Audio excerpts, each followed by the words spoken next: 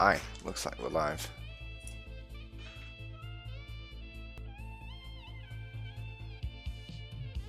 God damn it, stream's on. Okay, everything should be set up now, properly.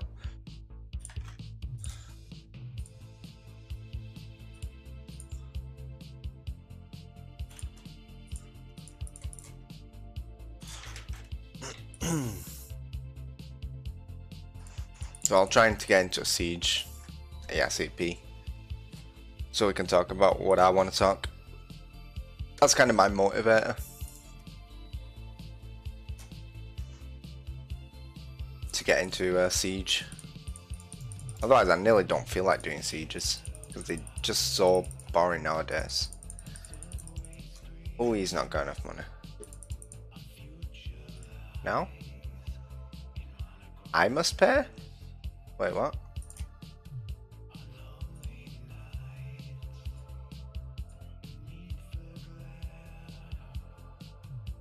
Oh, okay.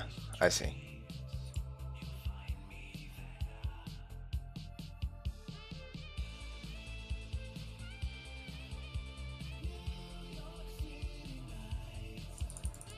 I must have picked something that... Oh, it's this shield, isn't it? Okay, give me everything back until you can afford it.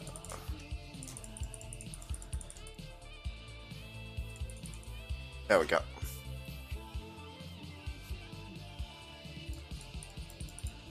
You can afford everything now.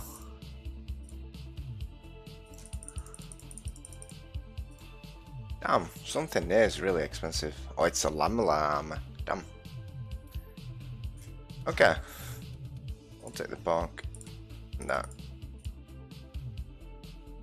We good? We're good. Go after these guys. Just so they're not bothering me. I didn't even check if I could sell them. It'll be re.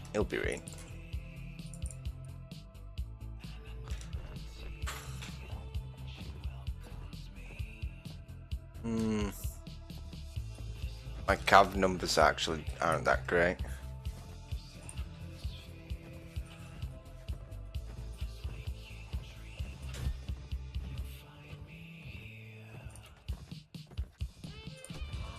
Oof.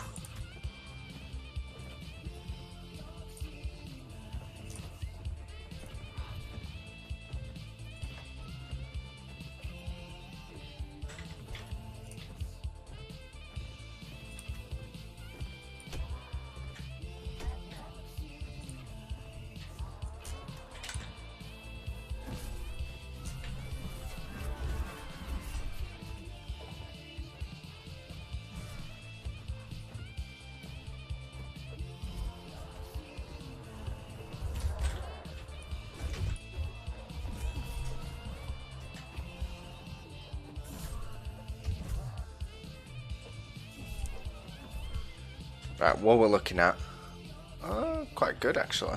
Not doing too bad. Oh, better keep my eyes open actually.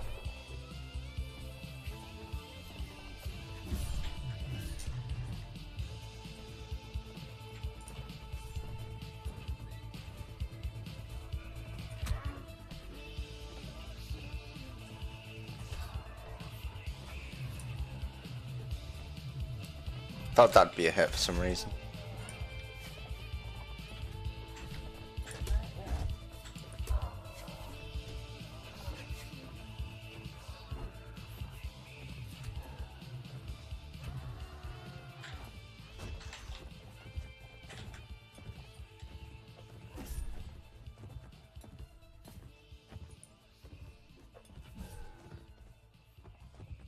There we go.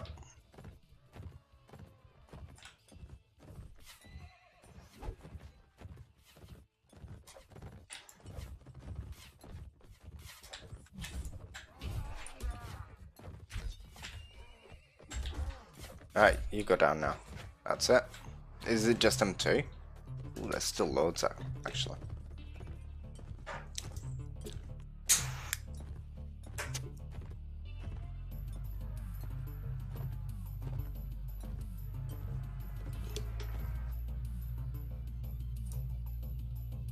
Still 10 left, we could just finish these off.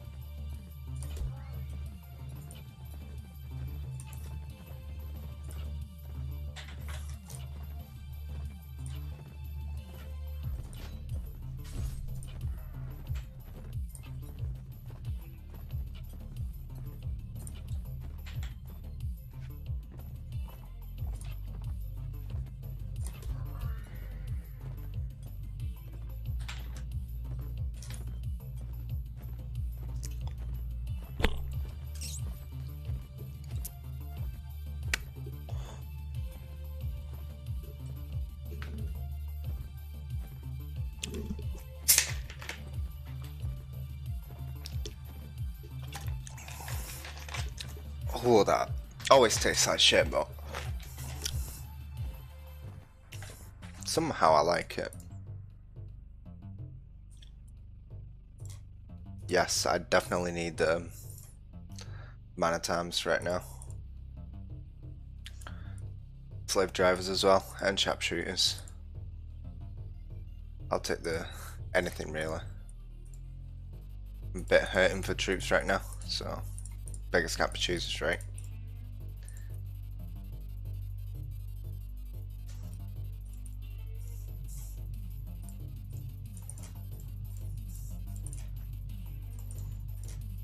There we go.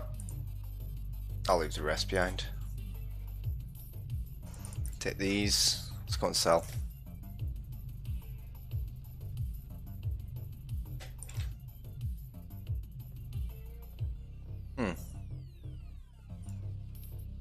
Shariz, Ishimo, Wersheg, Nonaclaus. Okay. Still sell what I can though.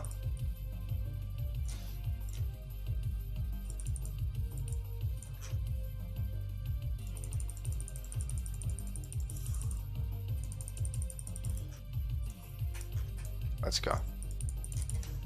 Not a lot of troops behind me. Be hard to enter a siege with no troops. Yeah, these won't cut it.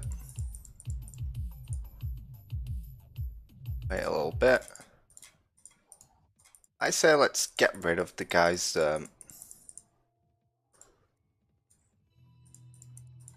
Rid of that castle that's near the Nords. Then eventually get rid of these guys here.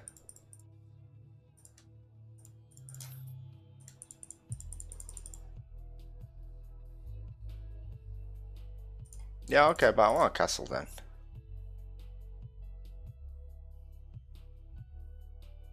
Not Tirama. Is it Rindia Castle?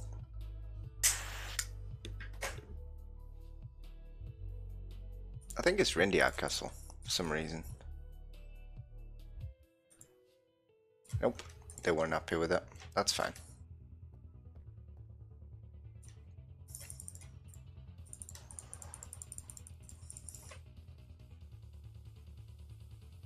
I don't get it. Why am I so unhappy? Why are all my troops very unhappy? It doesn't make sense to me.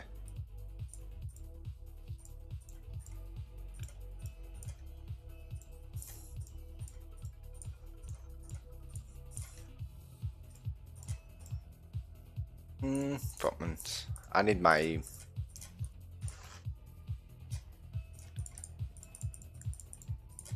T-Bolt Castle was nice as well. What castle's that?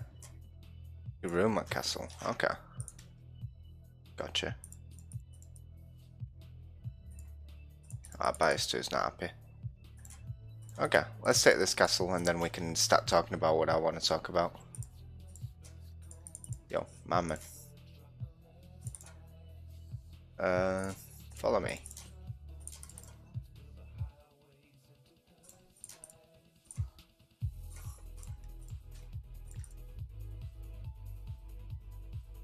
Oh, 1 second before I do that.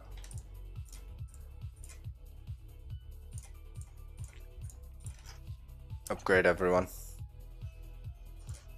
Damn, I've lost a lot of good troops though. It's Especially the Rodox. Rodox sharpshooter is so good on sieges. There we go.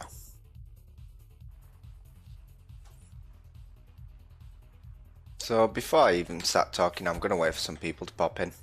I feel like that's the smartest thing to do.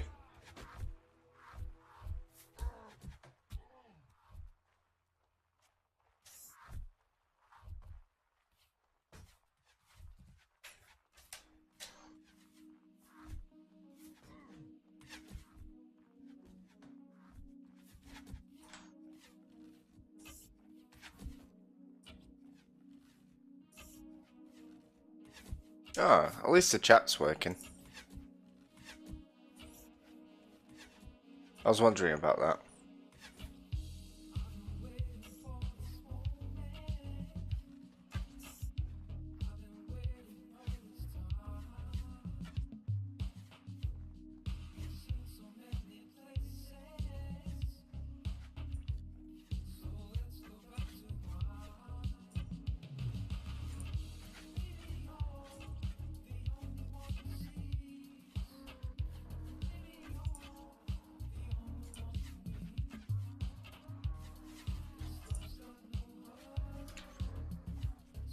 Am I close enough? I think I am. Just come a bit closer actually. You can still see over other people's heads, kind of.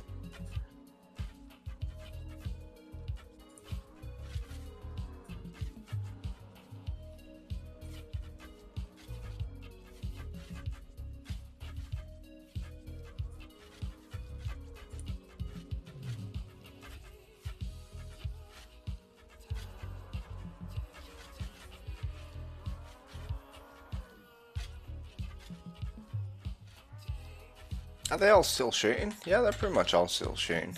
Right, let's pull the infantry back. Same with Cavs. Cav and infantry, pull it back. Hopefully they'll come down the ladders with us.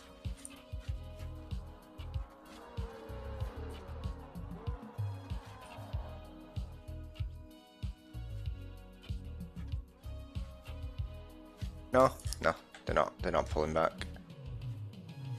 That's okay, we're still getting some good kills anyways.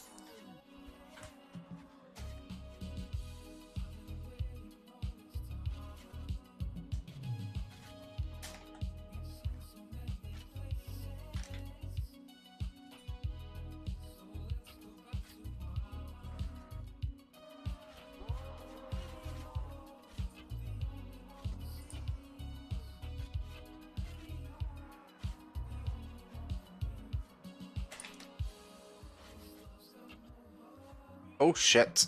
Didn't mean to shoot that. I mean to cancel that shot.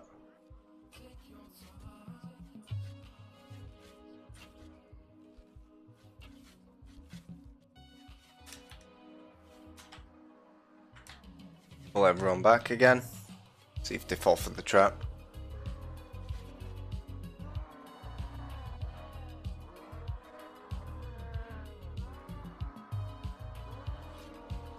I think I need to time it perfectly for it to work properly.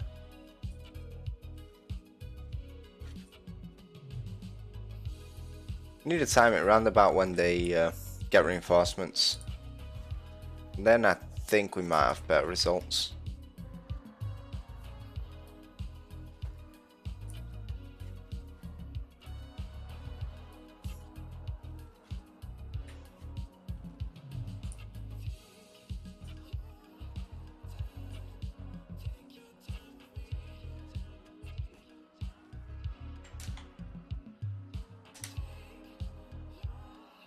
What are we looking at though? Not great.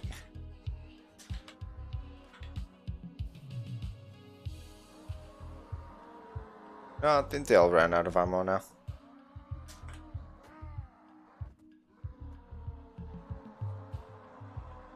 So I'm gonna send in all the archers to their deaths, pretty much. Yeah, go for it. Be free.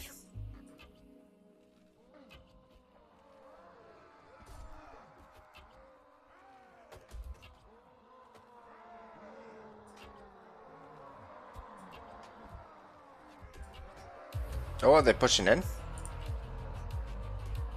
Hoping they are.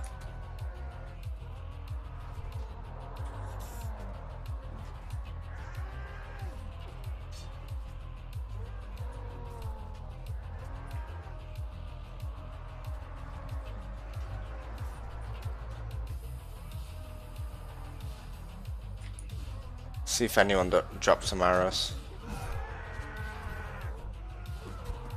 Because a few of them had arrows the way they pushed down, didn't they? Maybe. Maybe.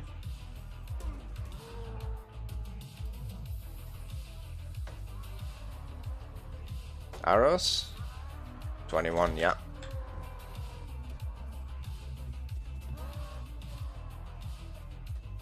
Okay, so let's hold the archers down here.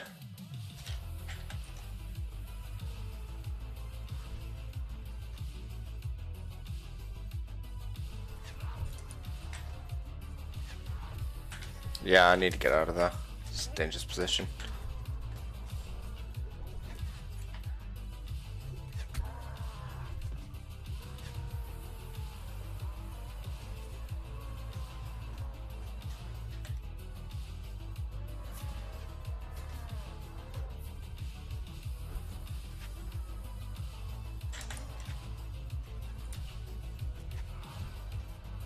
I don't know what I'm getting hit from. I'm not appreciating it.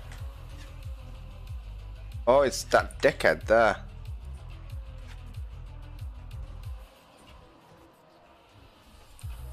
Ouch, that really hurt, man. Basically no HP right now.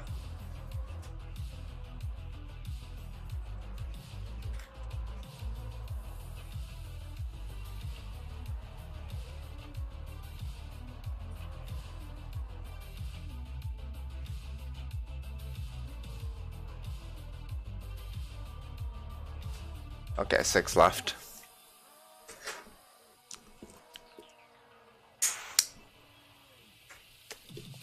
All in all, not bad. 36 dead for 120 killed. Those are some good numbers.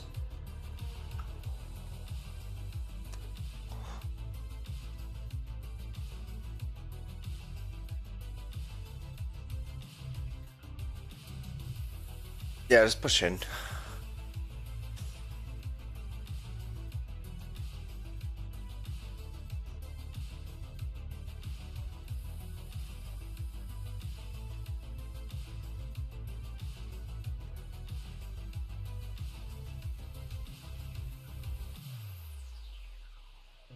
It would be on top of the tower, wouldn't it?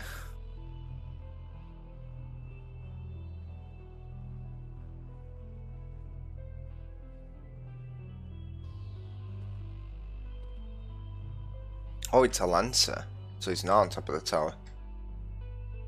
Just chilling there, stuck behind the wall.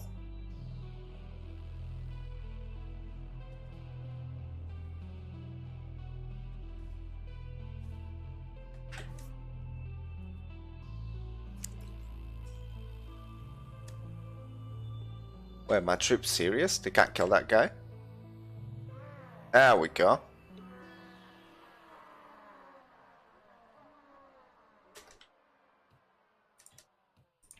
I'll take these, excuse me.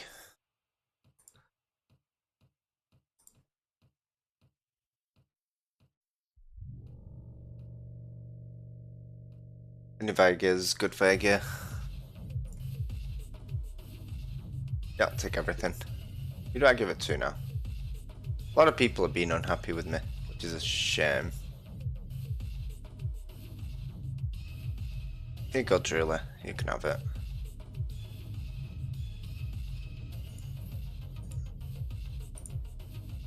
Some peace would be nice now.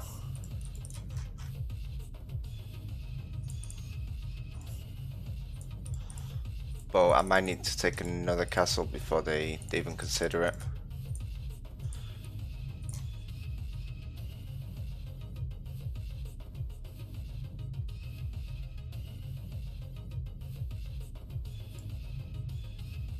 This one's a bit dangerous to go for.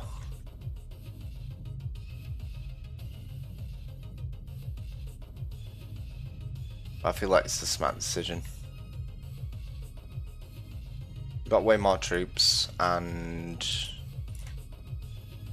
shouldn't be too hard to take this castle anyways. I don't think it's a hard castle to take.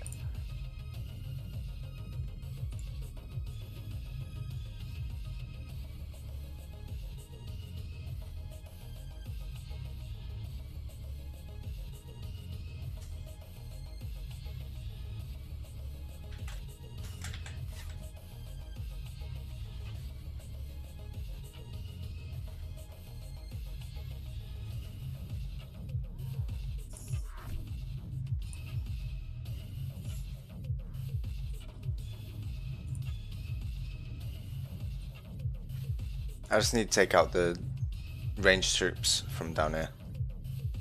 That's all I care about.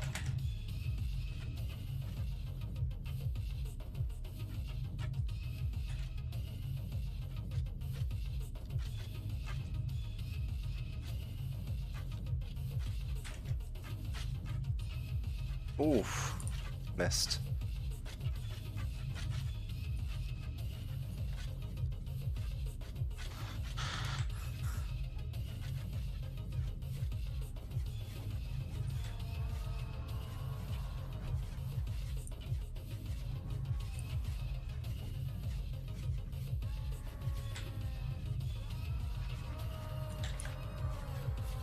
Seems to be doing quite well actually, considering.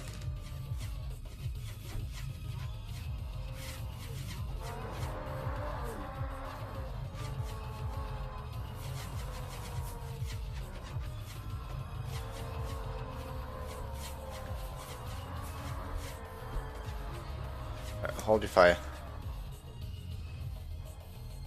Feel like we're not getting that many kills anymore. Pull back.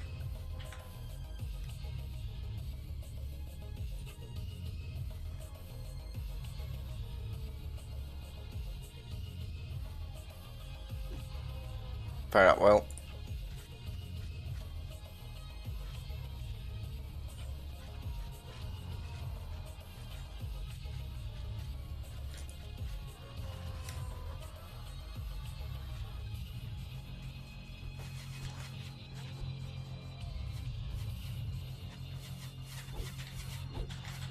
No, I can't leave my arrows behind. Give me the arrows. Give me the arrows. Can't take that.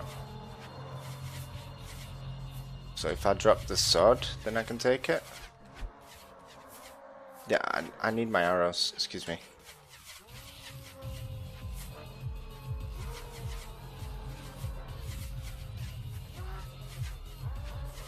I'll take the sword and I'll leave the arrows.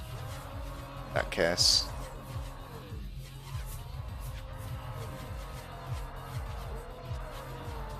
I'll leave the shield behind.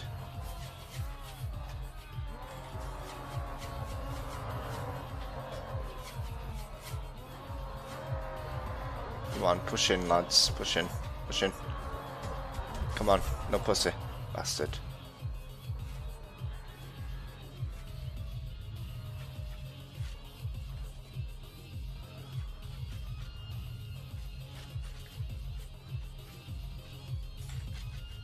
Yeah, numbers are good. Numbers are really good. About even. Just hoping once we get up there, then the archers can start doing some actual work.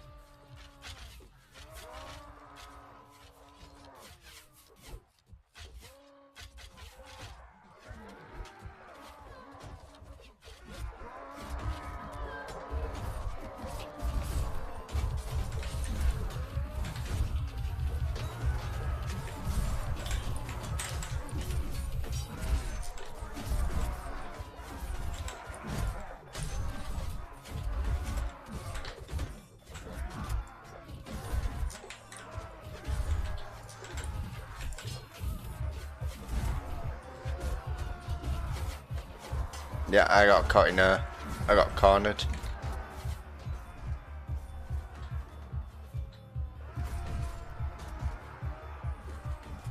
Ouch, that's not good at all, man.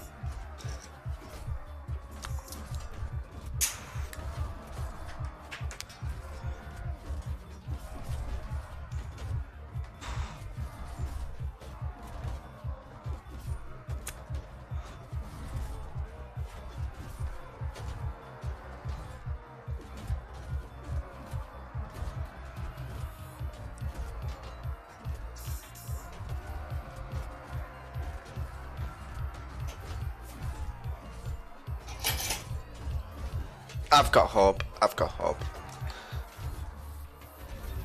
They eventually will just outnumber them. That's my hope. Russian tactics. Sorry, Soviet tactics.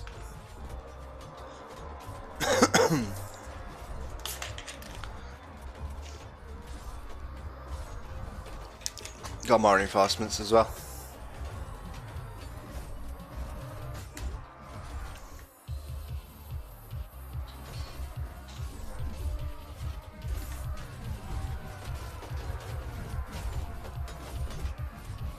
The Lancers are just so strong. What the fuck, man? Not that strong when I'm defending. God Knight right there though.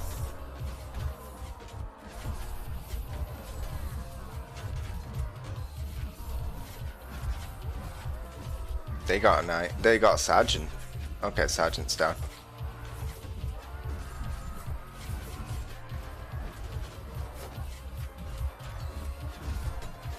They got more reinforcements? Are you serious?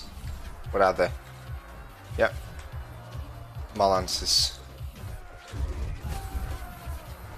Now they seem to be pushing forward as well.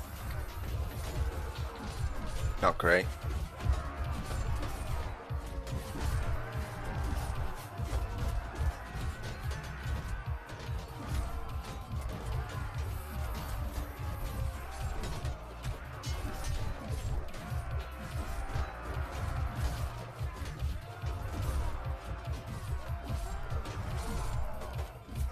Keep hacking and slashing, my friends. Keep hacking and slashing.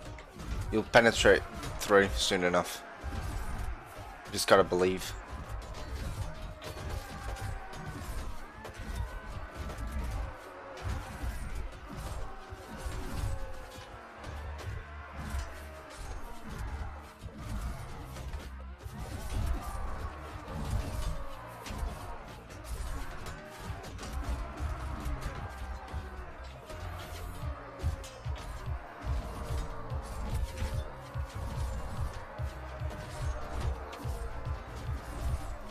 It's not looking good though. Feels like losing too many troops.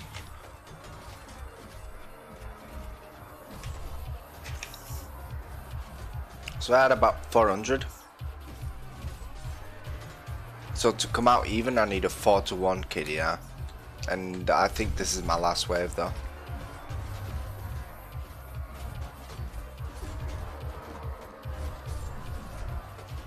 Oh no, one more wave. One more wave. I'm pretty sure this will be the last one though.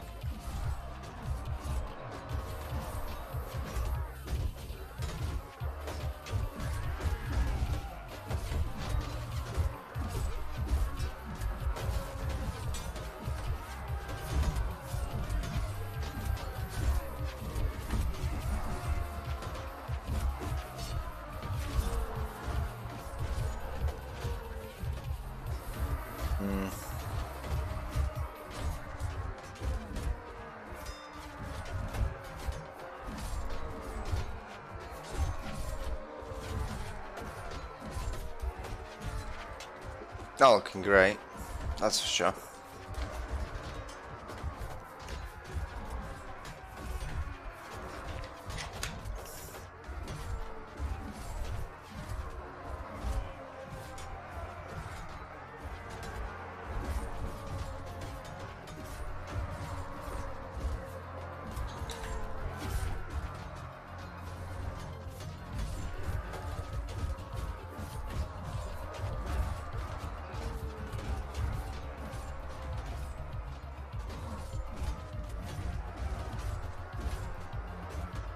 Most of these troops are mine as well, which means that all of my lords have lost their troops.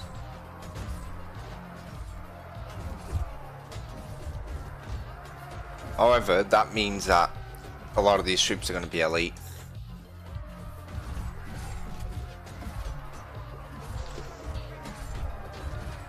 And you can kind of see that based on the amount of kills that we're getting finally.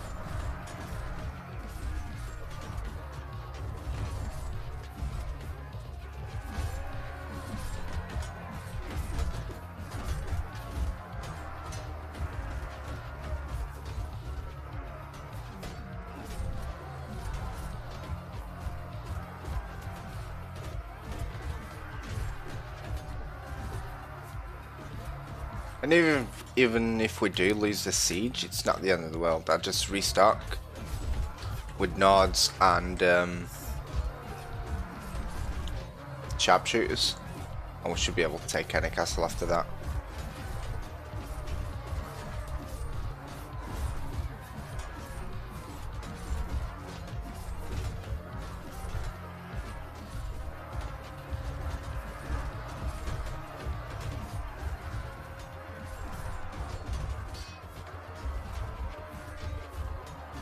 Come on, man, you can do this.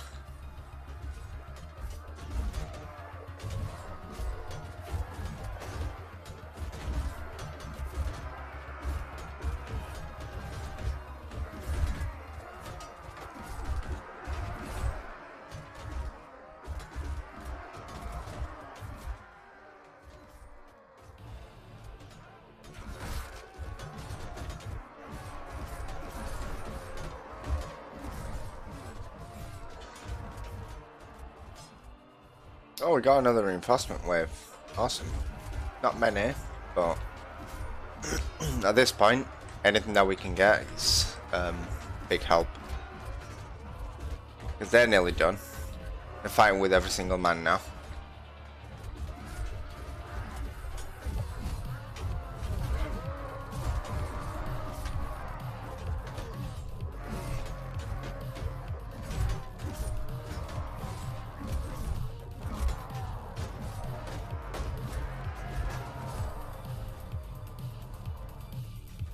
You can see here most of these are decent troops.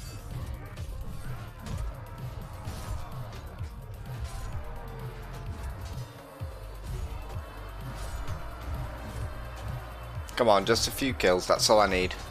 We just need to be able to push through. It's not looking great though, is it?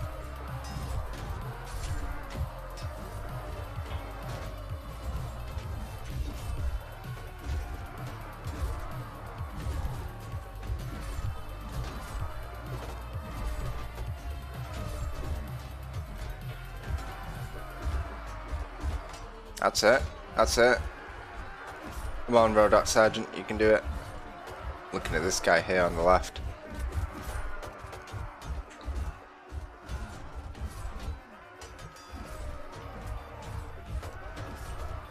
Well, you can do it. Push him. Push him.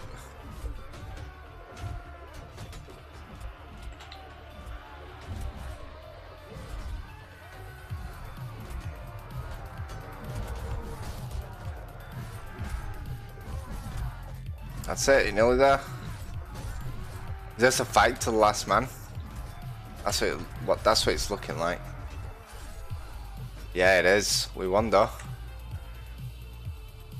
Too close for comfort.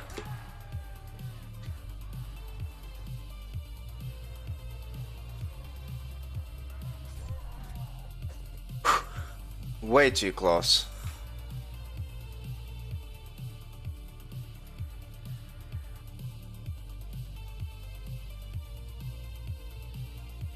Okay, so I'm gonna need troops again.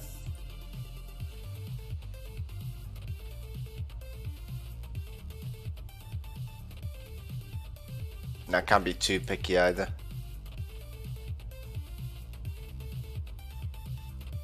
Hello Hardy, how you doing my friend? -1.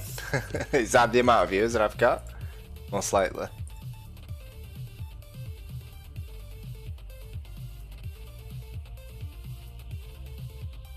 Damn. Get rid of these and these and these. Take the lances. Ah, shit. Get rid of them.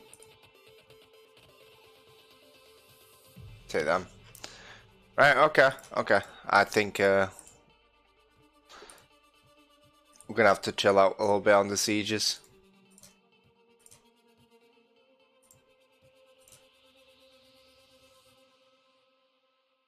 Two, 3, 4, 5, 9, 10, 11, 12, 13, 14. 14 guys left. 15, 16, 17, 18. Okay, so about 20 odd guys left that we had. So I didn't see that many, but that's probably because they recover from their wounds. Everyone fucking hates me. Awesome.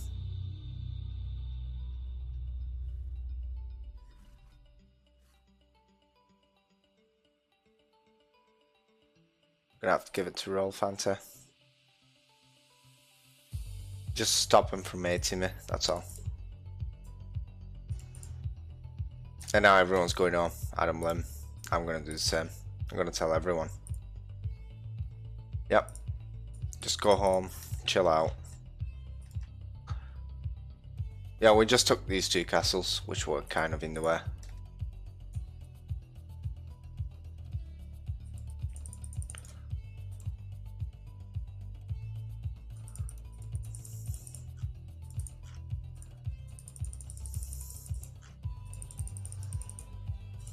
Oh, they can't even afford this much.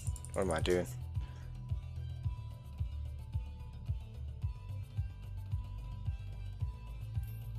Can afford that much, I guess.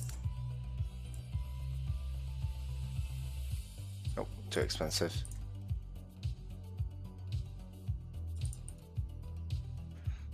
Yeah.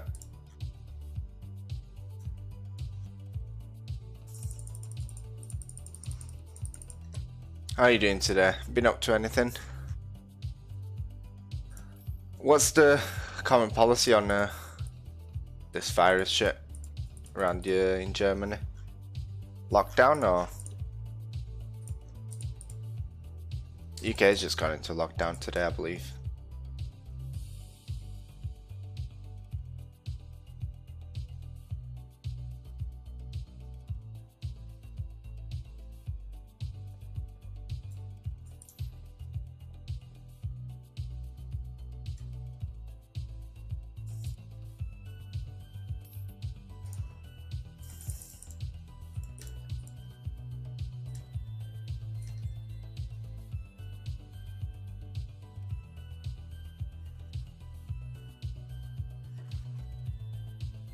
So he's the reason Nords is still around, I think. And him. These two.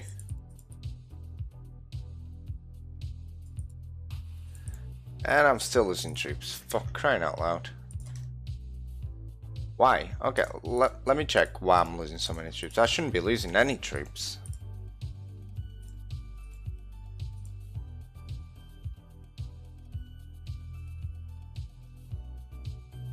Saranid skirmishes, I guess. They're all pretty crap.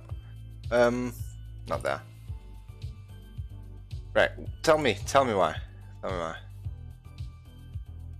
Party size, maybe? Yeah, I think it'll be the party size. So let's go Kuro. Actually, let's go to Praven. Drop off some troops there instead. Barrier. Okay, perfect excuse.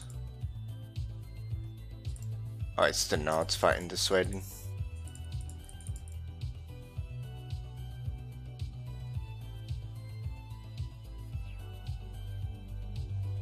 Oh no.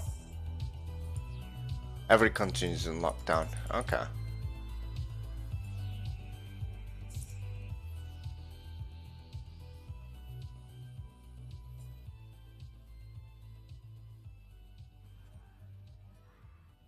Can I get there in time? Nope, I cannot.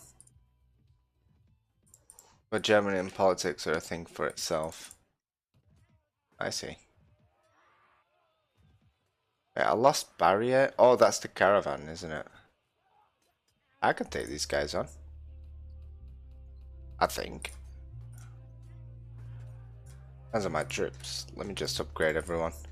Pretty sure it's one of the corrupted systems in the West, and that means a lot. Is it?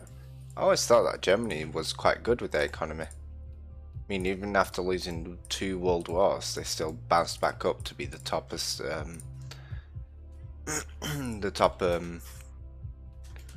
dog in Europe, pretty much.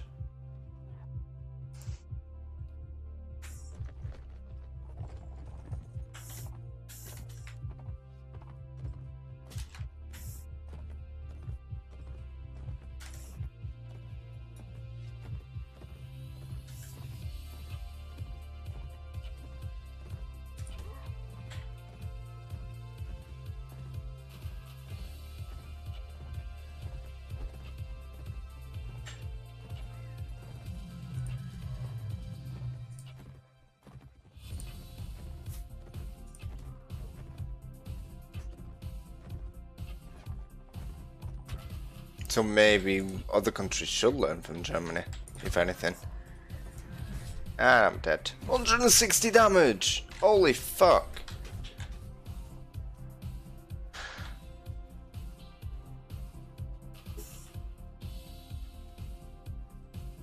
This will give us a nice morale boost at least.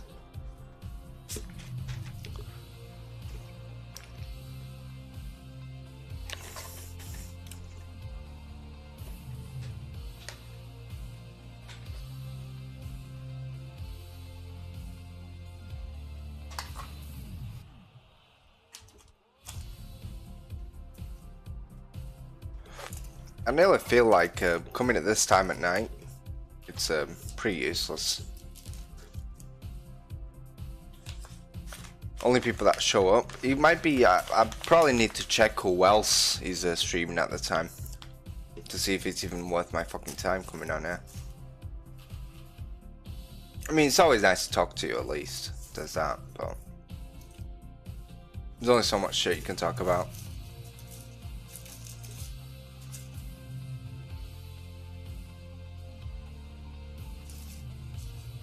Been looking around for someone who can edit video,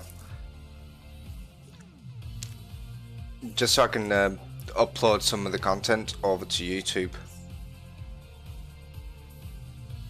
And I was talking to someone, 1 second. Yeah, Galtron. I don't know if you remember him or not. And he said he was going to try and find someone, but he's not come back to me yet. Like our Vice Minister, the dude that handles transportation, made a, don't know how to say that, with a contract that needs to be paid even if he can't get through the EU jury. Well, it didn't go through, and he openly said he accidentally deleted his phone records and wiped the whole phone clear. Accidentally? How the fuck do you do that accidentally?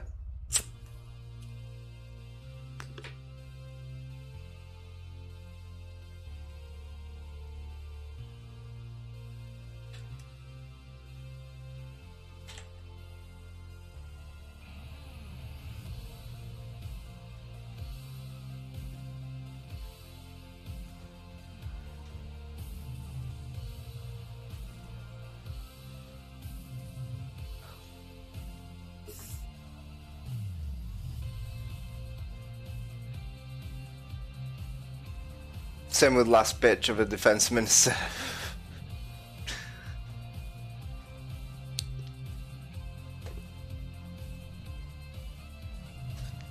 I still think that Portugal's actually doing quite nicely nowadays. They're rising the minimum wage. The people are actually not complaining as much about the living standards. But I remember back when I was living in Portugal, our not prime minister, because they don't have a prime minister, it's a republic, so it works a bit differently. But the guy, the head of republic, he basically scammed the whole country. He was hoarding millions to himself, okay, and he was passing laws that was draining the whole country dry. And like he was giving back to the people, basically. He was more of a Robin Hood than anything. And then when when people caught on to him, he suddenly went to Switzerland and took all the money. She made contract with only her relatives. She is, by the way, now the EU president.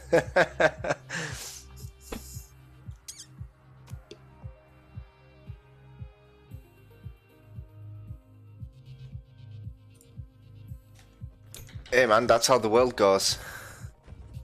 Like, what the heck? Yeah, that's how it goes. That's how it goes. It's quite funny, isn't it? Like, Nigel Farage. It's funny because the more you fuck up in, the more you can manipulate the government, the more you climb in the ladder. Like Nigel Farage, who voted for Brexit, or made Brexit happen, basically. He pushed for Brexit so hard, and then he got made, he is part of the EU now. He's part of the EU. He's like the foreign. He's not foreign. Oh come on! He's got a seat in the EU, basically. But he didn't have one before all of this shit happened. And then after he managed to convince the whole of the UK that Brexit was a good idea, when he was handed, do you want to handle it now? Now that your laws have passed and you accomplished your goal, do you want to handle it? Because you pushed for it and said, no, I'm okay, thanks.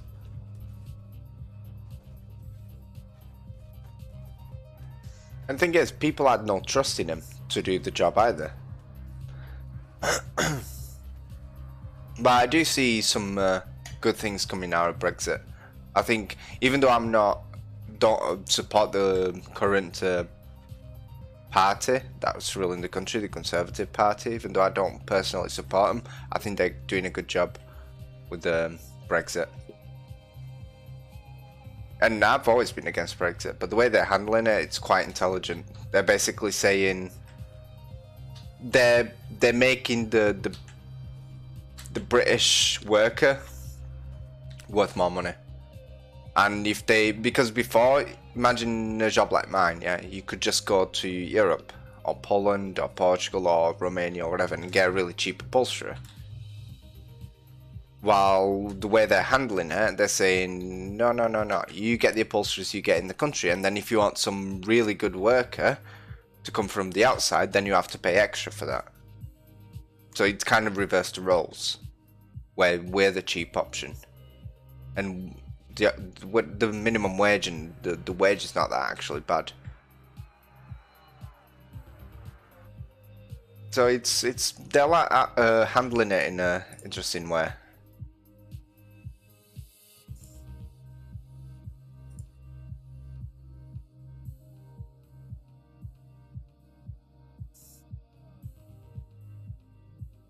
Which I think could benefit a lot of people. All they need to do now is rework how benefits work. Because the way that benefits are set up in the UK, you get compensated more for staying at home than actually being at work. Which is a bit ridiculous. I know it sounds ridiculous, but that's pretty much how it goes. I know people who are on more money than me for being at home.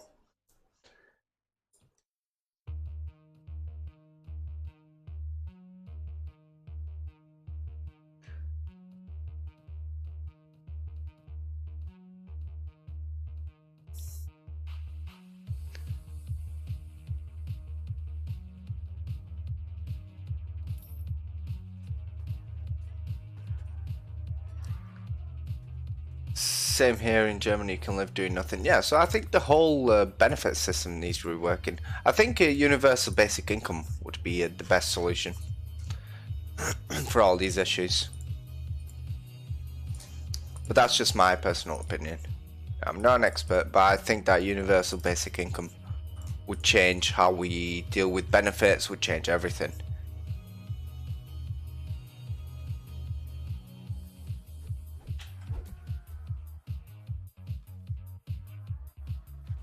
Because you get your basic stuff paid for. But sometimes if you can't do something because you got an injury, you still need to accept a job interview, start retarded. Yeah, it is, yeah.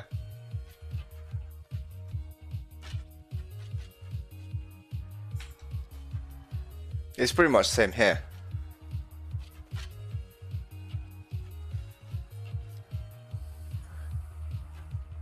Yeah, I honestly think that UBI would be a step forward in what needs to happen.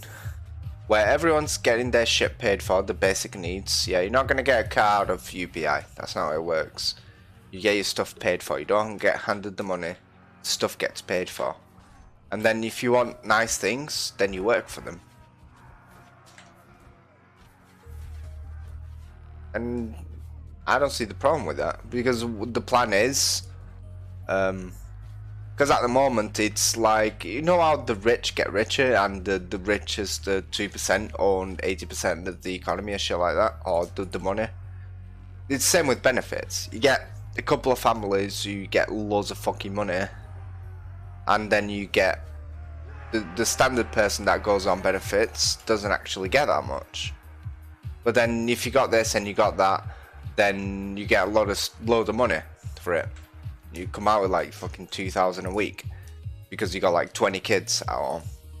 And yeah, fair enough, you gotta feed them, but you had those kids when you got it. But point is, if you had UBI, it'd change a lot, because instead of you getting paid... One second, let me just handle this really quick. Instead of having, okay, you got 20 kids, here's 2 grand, they'd say, okay, you got 20 kids, that's good. Here's the money you need for food, here's the money you need for rent, and the rest you kind of gotta pay for yourself.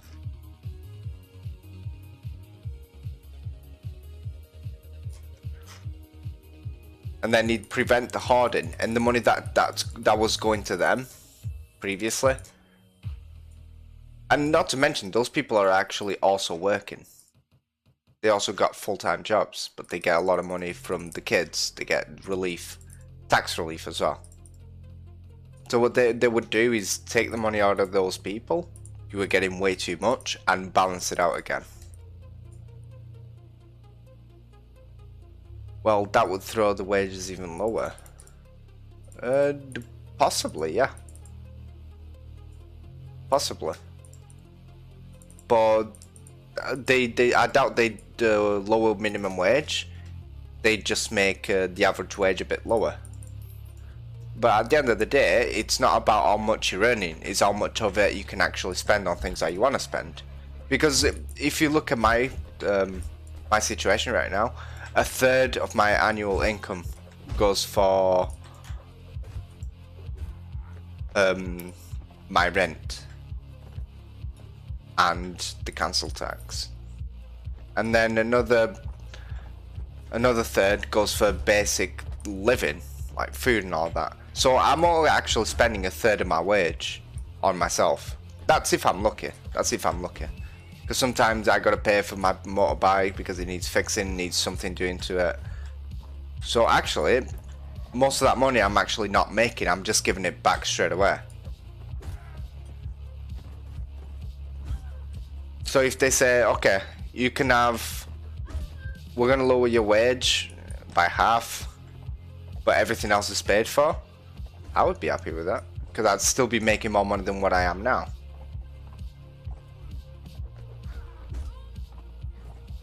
Does that make sense?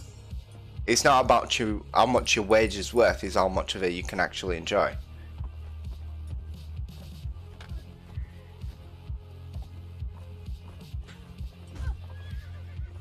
And not only that, it'd make the pound worth more, in a sense.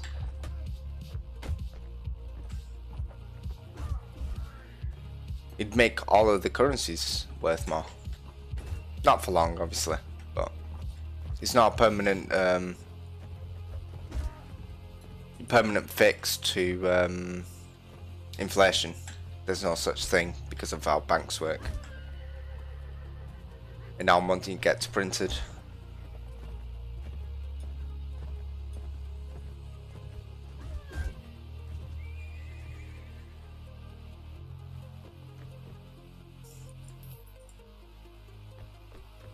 It would make things worse, not better. Why would it make things worse?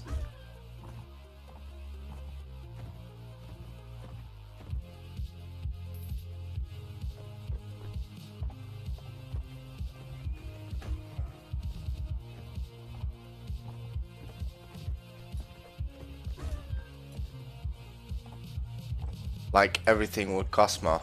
Not necessarily. Because if you think about it, the amount of money that's been spent and the amount of money people are getting wouldn't actually change that much.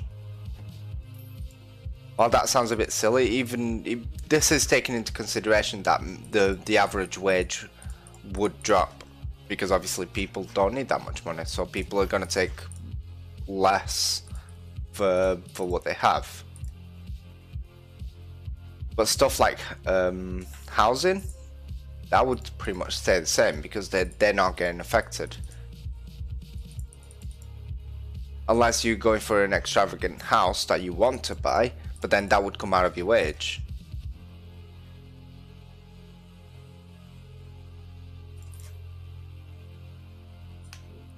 And people who are actually struggling for money, like people who are on benefits, because there is people who are on benefits and they get fuck all. There's also that side of the coin. That those people would live better, and the people who are getting way too much when they don't actually need it and are making a nice profit out of benefits would lose out. So you just even out the amount of money that's being spent between the people. And then yeah, sure, poor people will always be poor. If you reach like 40 years old and you're still poor, then it's not your circumstances.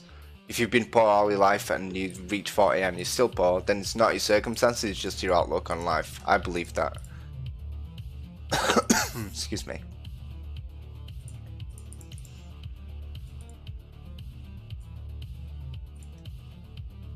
But in general, I think that it would allow people to do what they actually want to do, instead of being forced to work just to pay their house. Because that's what the situation most people are nowadays. They have to go to work because they have to pay their mortgage. While if you paid their mortgage for them, now they got the freedom to do what they want to do with their time.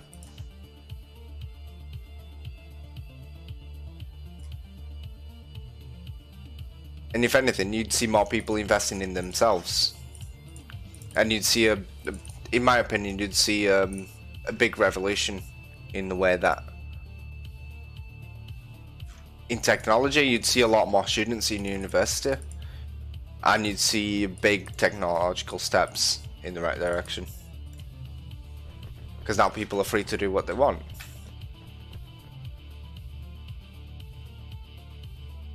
But they would still have to work if they wanted to have nice things.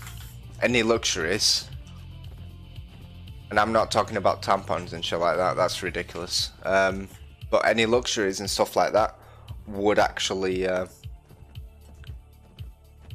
not be included in the universal basic income.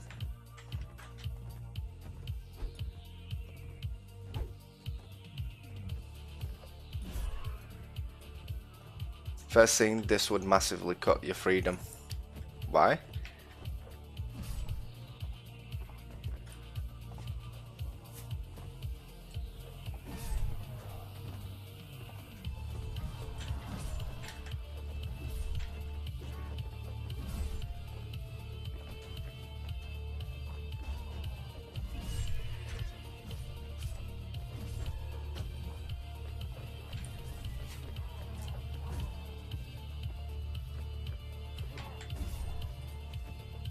Think about it, if the state decides what they pay, the state owns you. Well, yeah, that's true. Yeah, if they decide what they pay, but then again, I think that there'd kind of be of a guideline what the state would pay, which has kind of been agreed on by America and other places that it's been.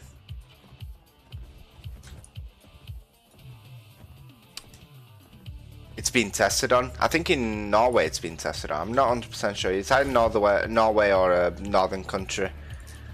And it'd be stuff like very basic stuff, like your housing and your food. I think that's the main two things that would get paid for.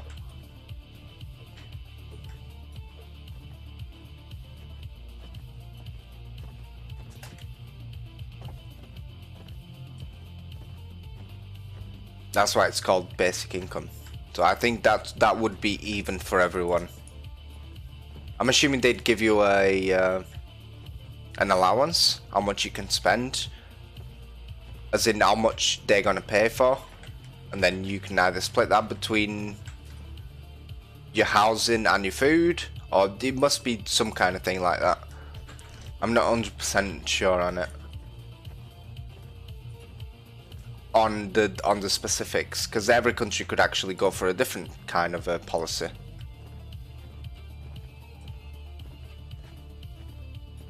Some can say, okay, you got this amount for housing, this amount for food, and distribute that whichever way you want, or some countries could say you have this whole amount, spend it on whatever you want, and then let people make the decisions.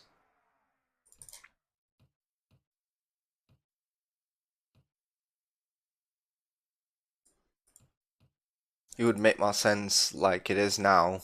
You get your money, you can do what you want with it.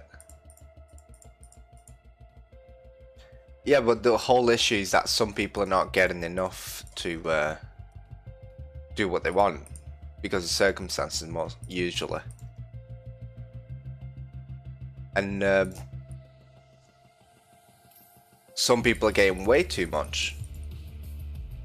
So it's really unbalanced, and some people just don't have the opportunities to do it. At least in this. So how can I put it? The whole point is to free up people from doing things that they shouldn't be doing and make them more valuable members of society. Because the only reason I go to work is because I got to pay my bills. The only reason I do this job, which I've discussed this, that's the only reason most people go to work, is because they have to pay the bills. Because it costs just to survive. You cannot balance it without control. Yeah, I guess the amount that you get given, that's what they control. But because it's universal basic income, I'm assuming it's going to be the same for everyone. The same exact amount for everyone.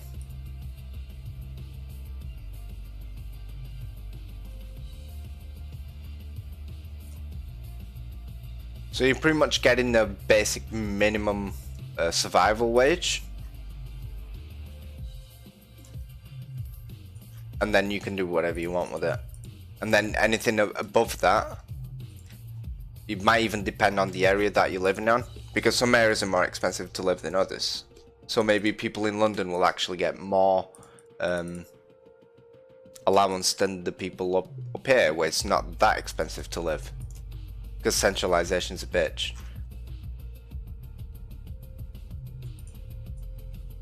God damn, I can't even sell these.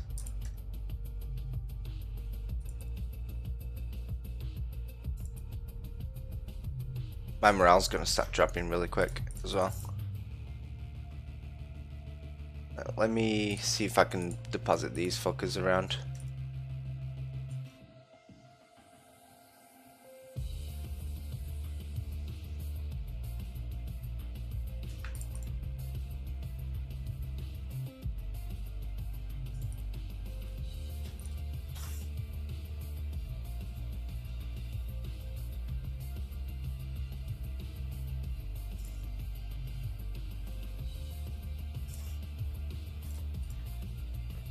So if it's not the same amount, or they get better. So if it is not the same amount, or they get better benefits from it, or even if it is the same amount, yeah, pretty much. So universal basic income would have to be balanced depending on region and even country by itself, because £500 is. If you give £500 to an English person, it's a lot less money than if you give £500 to someone in Africa. They can probably buy a house for that money. I don't know how much it is, conversion. So you'd have to be balanced around the region, or the country, at least the country.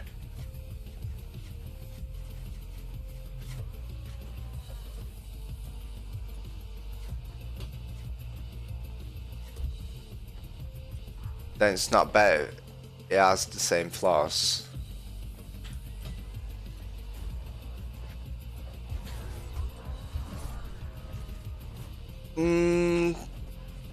It pretty much opens you up to do whatever you want. It's different kinds of flaws, because with work, you'll take whatever work you need at the moment to pay the bills, and if you can't pay the bills, then you're out on the street. So you're a lot at risk of, if you lose your job, you end up on the street. While if you lose your job and you're on universal basic income, you're not risking ending up on the street.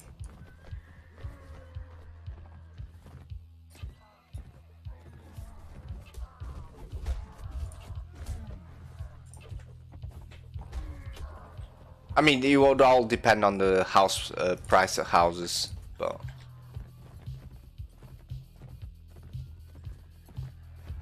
which is the main problem of such systems,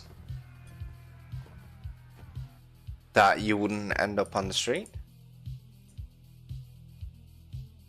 Oh, that it depends on the price of the housing. Okay.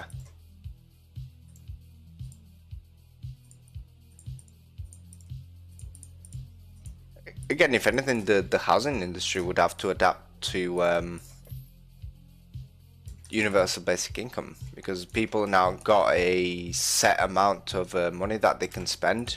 I highly doubt it that the average person... Oh, sorry. There are people that don't want to work. Yeah, but those people won't work anyways.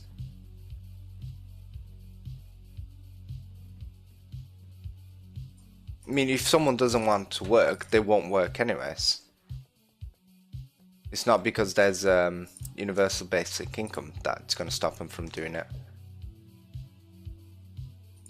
Of course, they will work if they need. Not necessarily, because as humans, we're always trying to keep busy. If you're at home for too long, you become really bored. And you can try this for yourself. I tried it for myself accidentally, because I got laid off. And the weeks that I was at home, I was bored shitless. But that just could just be me, that I can't stand still. I can't come home and do nothing. That's why I stream. If I'm not streaming, then I'd be doing something else. I'd probably be programming. So I just, for myself, I try to keep busy as much as I can.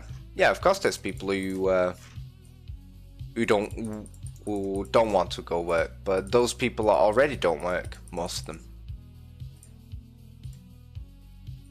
Veluca? Seriously? Yeah. That's the kind of people that's already at home. Except they got a lot of money to stay at home. Otherwise they wouldn't stay at home. Because they would need to pay for their rent and everything. Oh boy, there's a lot of peeps.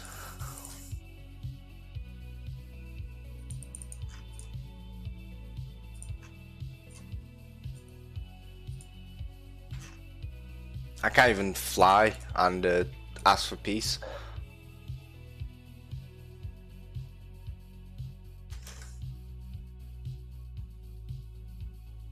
So I'm either gonna lose Kuden or Veluca. I think I'd rather lose Veluca for now. I'm pretty sure I can defend Kuden if I get there in time. But Veluca, that's gonna be a hard sell for me.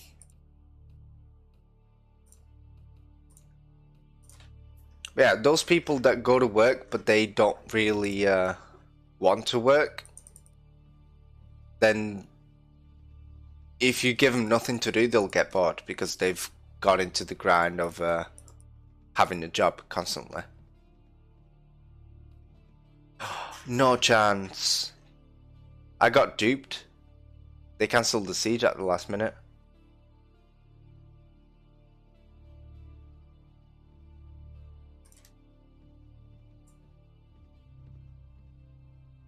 Now I'm going to lose Veluca. Bastards.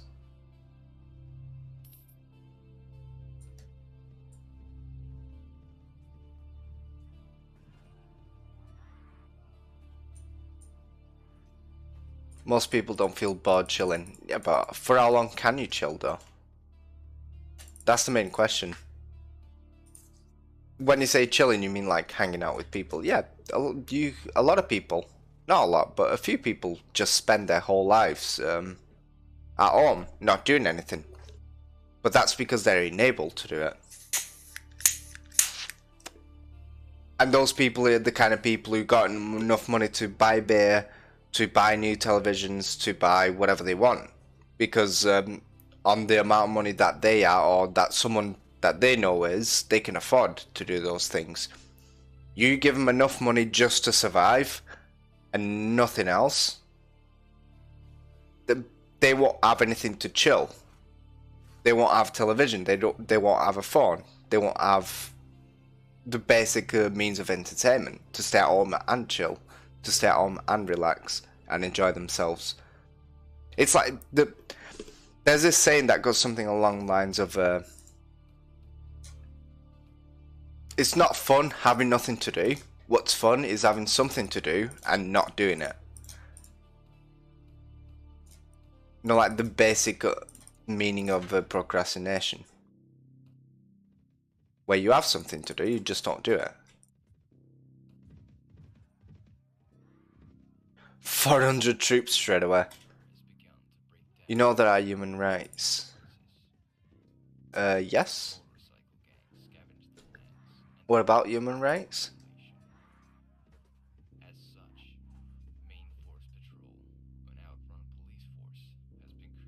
What's wrong with these guys? Why did they attack me? Yeah, human rights. But then again, there's human rights now. That doesn't mean there's not homeless people who have to go and beg. It's like saying you cannot torture a human with making sure that you cannot do a thing. Yeah, but then you could say the same thing about homeless people.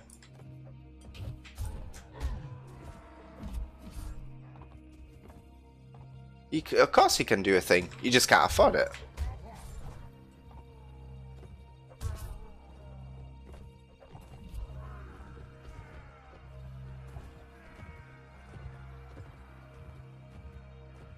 You can do whatever you want. Actually, he's totally free to do whatever you want. You just can't afford it because you're not going to provide them with the means and the resources to not do anything. Bro, you can go to the court with that shit,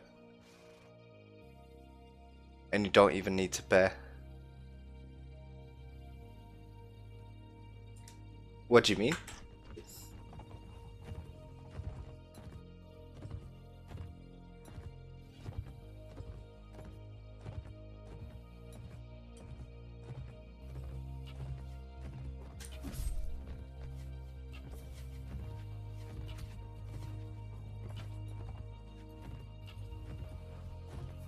Human rights are a really harsh thing.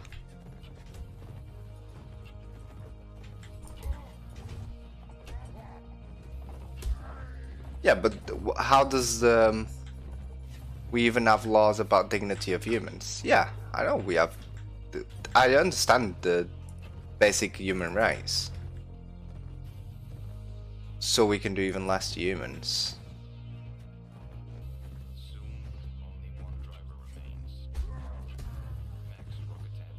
I don't get it. I'm confused now. Hold on. So where's human rights when it comes to homelessness? Yes, there's charities, but that's not part of human rights. If anything, the UBI would help against homelessness, because now you're providing them with the means to be able to survive and have a house. At least rented.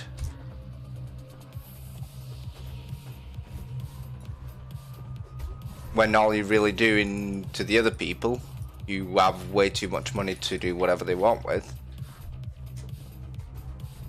They would just get a bit less money to enjoy themselves, but they could get that money by doing what they do now. Either go work or stay at home and not be able to enjoy themselves. And it would promote you being a valuable member of society. And you never know, these people that stay at home most of the time is because they've not found something they enjoy doing.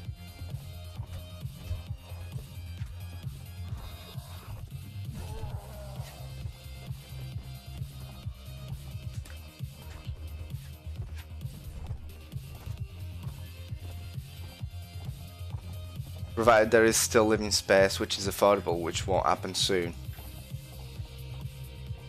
That is true. I guess, yeah. Which is a big problem overall, isn't it?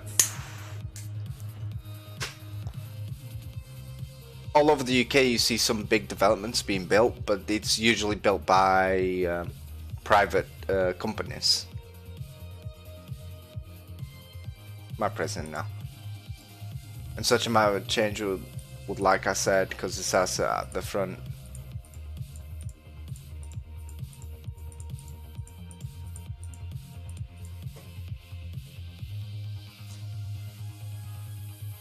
Yeah, I guess we'd need the whole world would need the infrastructure to support that kind of change.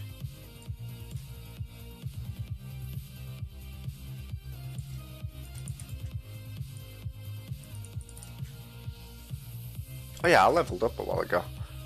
Yeah, the whole world would need a good infrastructure to support that.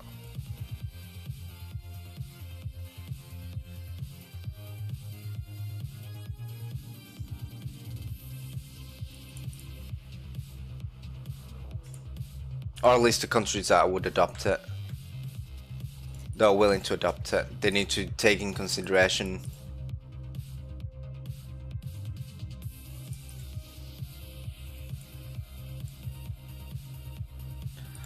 So here's the other thing though. So what happens if there's two people? Because UBI would mean that everyone gets the same. So if you get 3 people living in the same house, does all of their bills get paid for? As in, do each individual single one of them get their UBI? And now they got rent for a third of the price?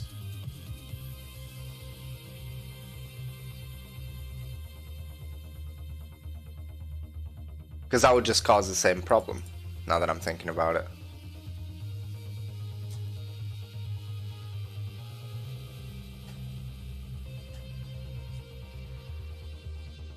I didn't sell everything. Fuck. It's okay.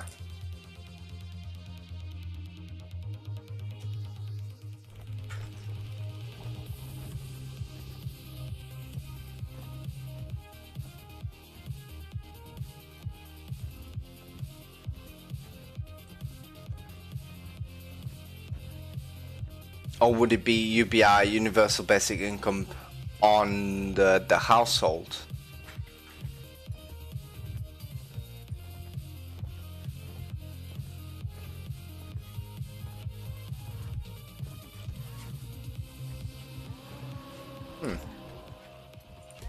Sounds like a topic I need to research really deeply right now.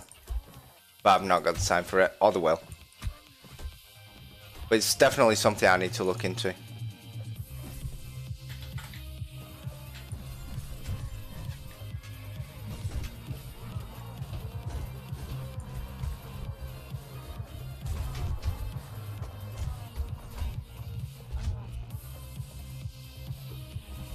Because on the surface it all sounds really good.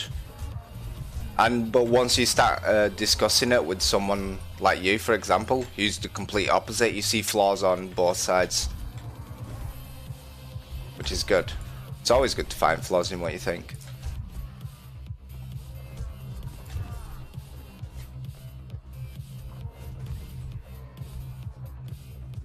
So what I'll do, once the stream's over and tomorrow if I got some time, I'll look into some proposed policies on UBI. Then we can carry on this conversation tomorrow, and I'll see if we can reach a consensus.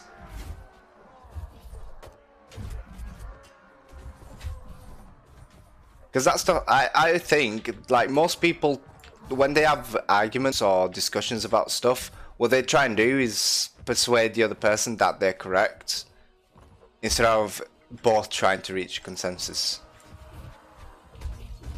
Which, I mean, the ego kind of forces you to push to prove that you're right. That's what ego does. But I honestly believe that reaching a consensus is a lot more not just attainable, but a lot more sensible, and makes a lot more sense than just proving someone else wrong or someone else right. So that's what I'll do tomorrow, Hardy, and then I'll try and figure this shit out for both of us.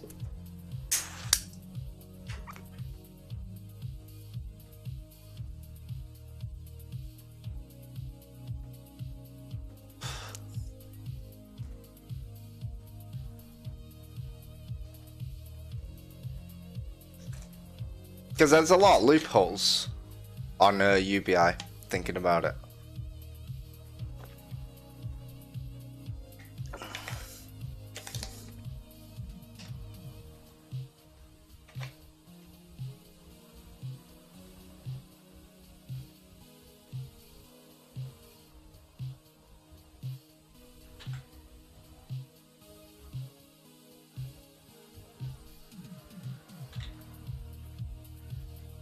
So yeah,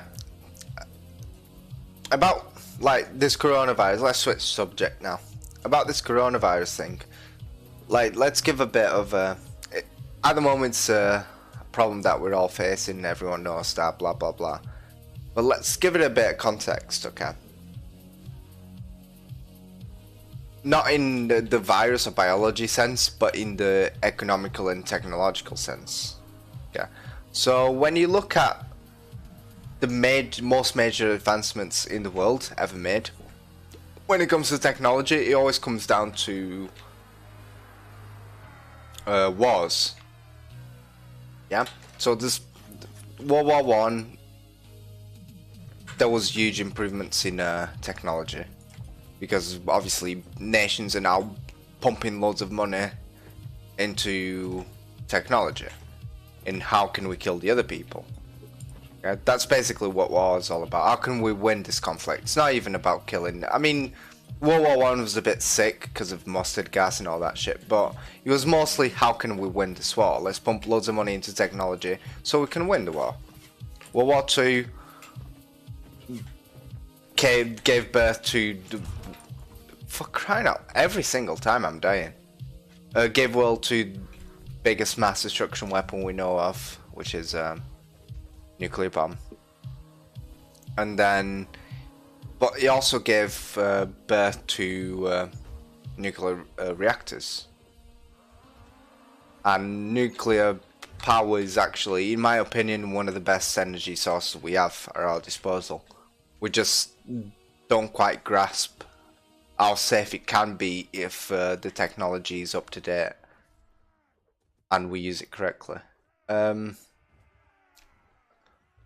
Also, he gave birth to the space race, and now we're sending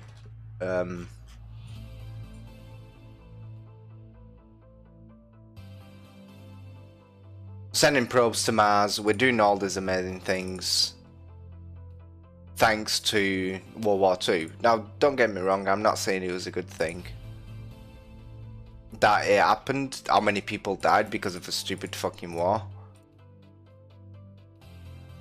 and the ideals and all that. That's not what I'm trying to say here. What I'm trying to say here is that conflict usually pushes humans forward. It's always necessity is the mother of all invention.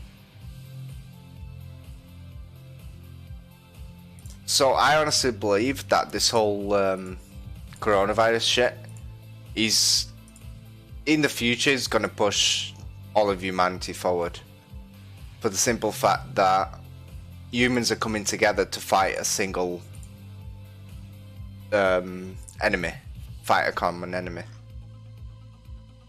And while it's going to suck for a long time, because obviously people are going to die, and nobody likes a family member dying, which is, it's sad, but that's just how it kind of goes. People die, but in the long run, I think it might be a turning point for technology, especially in healthcare. Because with the amount of money that's being pumped into figuring out viruses to see if we can stop this threat, a lot of progress is going to be made. So you never know. Maybe within the next 10 years we're going to figure out how to kill viruses, or figure out a way that we can target the virus's weaknesses faster. Maybe, you never know, this technology that we're trying to use to take care of viruses, maybe it'll help with our own mental health. So I honestly think that in the long run it's going to affect the world. To be honest, you see it way too bright. I mean, if you look at the past, and if you try and understand how the past has worked so far, and what's happened after.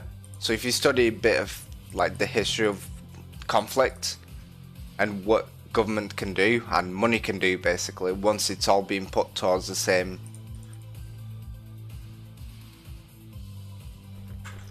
goal, you kind of understand that World War II, people thought the world was going to end when the fucking nuclear bomb was dropped. Because then the Cold War came along, people were panicking, and that wasn't a real war, but it was still conflict.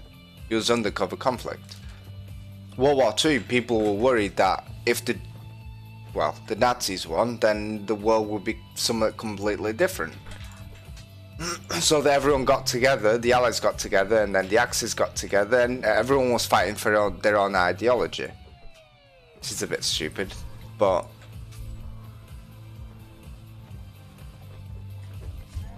first thing I learned is military inventions come first, then civilian inventions.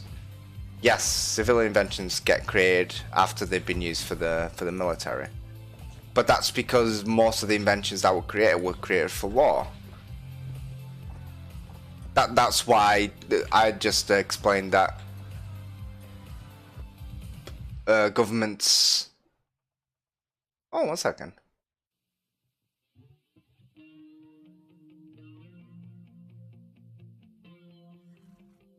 Yeah, sure, join me. So yeah, governments has poured millions and millions and billions into the war effort, and then the technology that came out of it can then be used for civilian purpose. Okay, now imagine if instead of pumping that money into war, that money was pumped into healthcare like it is being now. Because that's what's happened. They're pumping millions and millions into figuring out how to stop in the coronavirus, which is nonetheless a virus. So that money is being pumped into healthcare. So the technologies that they make from this towards learning into viruses can be adapted onto other parts of healthcare.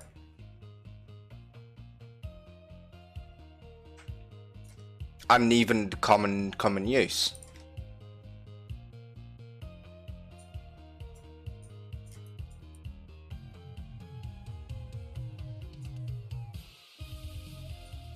So normally finding a... Hey, thank you very much for the host. So normally finding a common enemy, even if it is an abstract enemy, or not a person, the enemy is not a religion, and your enemy is not an entity by itself, it's a group of whatever it is, then you can actually do a lot of good things. Good middle of the night, how are you doing? Shema. How you doing, my friend?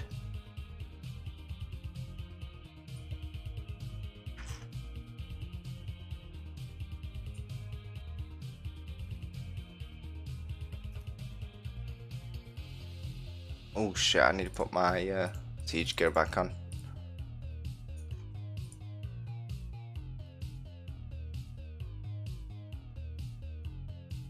So the way I see it is that all this money that's finally being pumped into something fucking useless, like creating airplanes or fighter planes or tanks, or burning into oil just so you can create more tanks and rule the world by fear, that money is actually being pumped into something very useful. Like I said, it's the bright side of it. Yeah. That's how I tend to look at things anyways. Dark side is that a lot of people are gonna fucking die. And that sucks. That sucks for everyone. But in the long run, I can't even imagine the kind of technology that we're gonna figure out with the money that's being pumped into it. Because all this money is going into research. That's the other great thing, is that it's going into research. It's not going into production, it's going into research.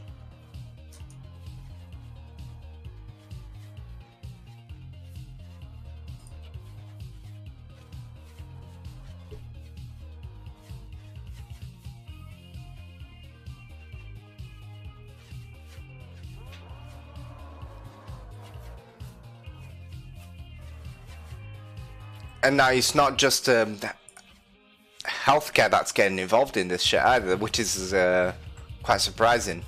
Nah, the darker side would be selectively choosing people to infect with the virus.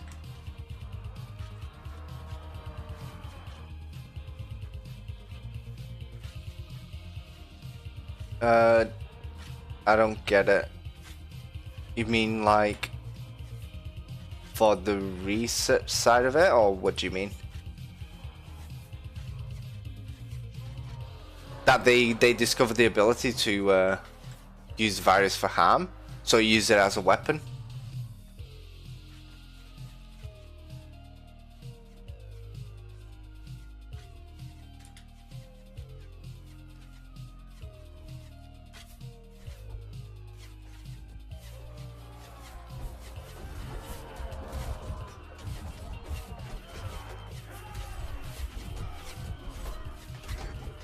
Oh, hold on. Stay down there. Stay down there. Yeah, I don't want these guys. So you're saying basically the money that's going into this research could potentially be used as a weapon?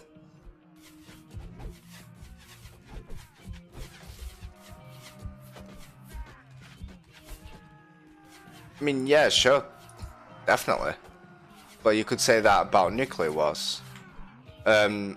Nuclear bombs. Well, the ones who are likely to die are people with weak immune systems, small children, elderly, and people taking immunosuppressants due to the autoimmune diseases. An average Joe only experiences a fast progressing flu, and if you medicate, it's just going to feel bad and have some breathing problems for a week or two. Pharmacist. Wait, I heard that children actually get it off the easiest. Because, like you said, it's a autoimmune disease, and because children don't have a strong autoimmune immune system, sorry, it doesn't target them as bad as the rest. This is from BBC Radio, and apparently, children, from what they've been saying on the radio, children actually get it off the least, get off the easiest. Which is something the whole country is a bit happy about. Yeah, it could, like, anything.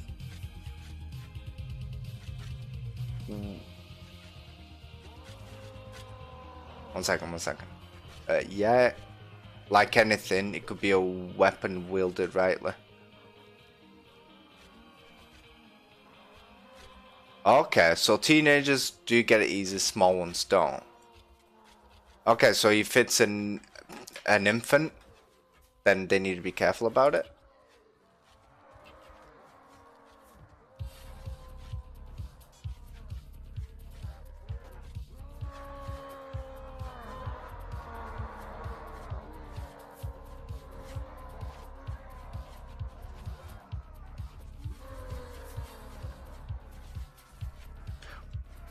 But yeah, like I was saying.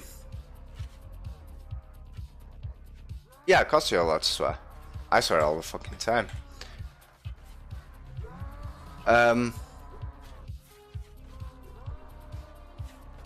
Just do it.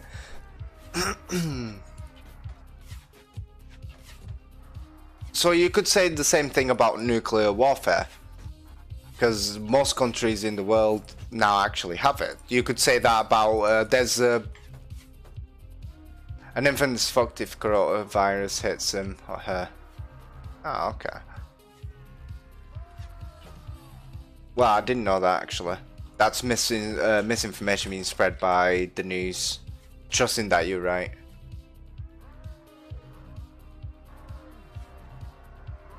But there's so using a virus as a weapon, it's actually against the laws of NATO. It's a crime of war, I believe. Because that's chemical warfare, or biochemical warfare, or whatever the fuck it's called. Which is banned by NATO. Because it doesn't target... I think it is a crime of war because it doesn't target the military, it targets civilians. Yeah, sure, who cares about that? There'll be sanctions, but yeah. I mean, then again, you could say that about nuclear warfare.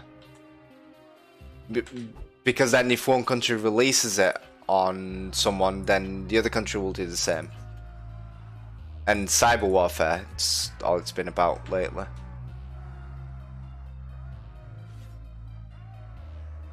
to be realistic, if you use that, you are prepared. Yeah, just like Americans must be prepared for nuclear warfare as well, to be honest.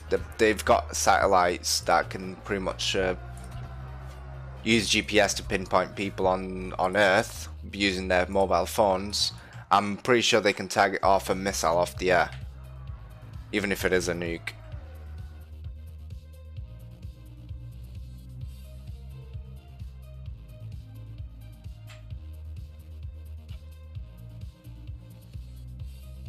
So there'll always be countries competing to see who gets the best weapons and who's the most deadly. But let's be honest, if you're developing a virus that nobody else knows about, and you're willing to send it on another country, you kind of have to expect that that country will have a virus that you never heard about and that you can't defend against. So what most likely happen is both countries enter a biochemical warfare, and they both get fucked by either NATO or by the whole rest of the world. They get sanctioned for the rest of their lives for committing a crime of war, and they'll be paying it for a long time after the dust settles, because dust always settles. That's the beautiful thing about the planet, is that the dust always settles, no matter what it is.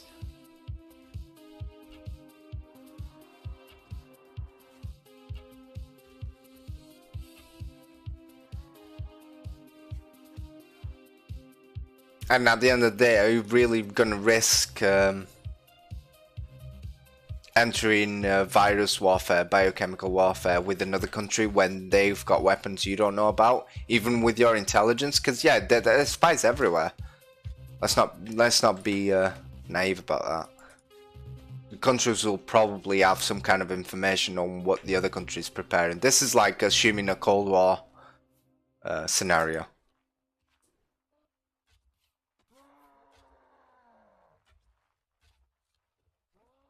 But do you really want to risk it just in case? Most likely not. So to all people scared of corona, if you don't live with small children or elderly, you don't have don't have immune system disorders yourself, no need to panic over corona. Just make sure you go to the doctors if you feel like you might have contracted it, and do medicate properly. Antivirals, not anti-inflammatories, and everything should be okay. Yeah, that's pretty much the consensus behind this whole coronavirus. Like, smokers get it a bit harsher than everyone else, but we're not at risk of death. I think it increases to like 1% if you're a heavy smoker. I got into some statistics, but in general, they just say in the UK at least the standard policy is, if you feel like you've got it, ring your doctors, don't go in, and stay at home, self-isolate. Actually, they say self-isolate. They don't say stay at home. If you can go to the park in the middle of nowhere where there's nobody else, then that's considered self-isolation. Because they're telling elderly people, especially, that... So they're telling elderly people that they need to self-isolate for at least a month. That's the consensus at the moment. At least a month. There might be longer periods depending how the virus evolves and how the country handles it. So what they're saying is to stay at home for a month, confined in a space. Most people can't do that. Most people just can't stay indoors for a month. So what they say is, if you can get in your car and you go in the middle of the mountains where you can't actually contract the virus from anyone else.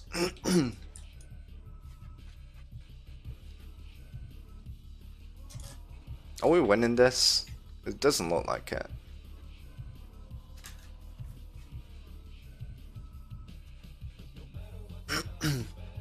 But yeah, Dragon, what we were talking about was I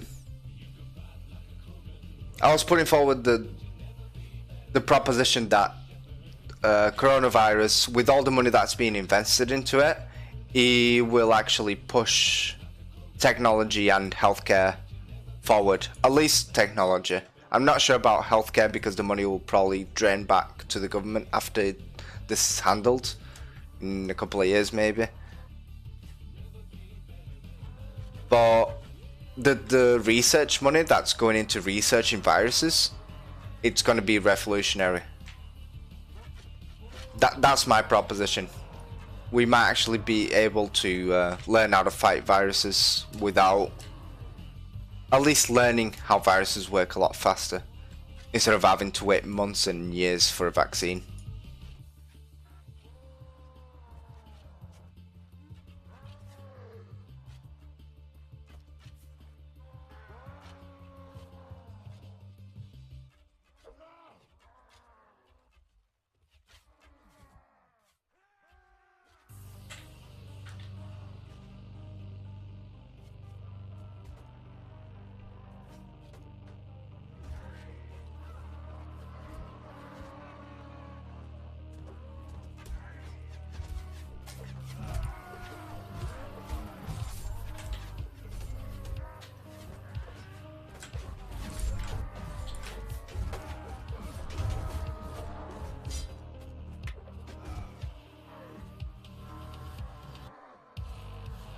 Only 36 left. Come on, let's push in.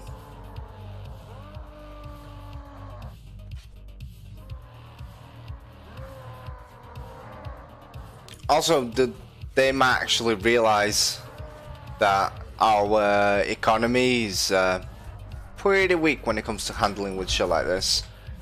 Our infrastructure is actually not handled to not made to handle this kind of stress. So there might be changes to stop this from happening again. You know, like the panic and the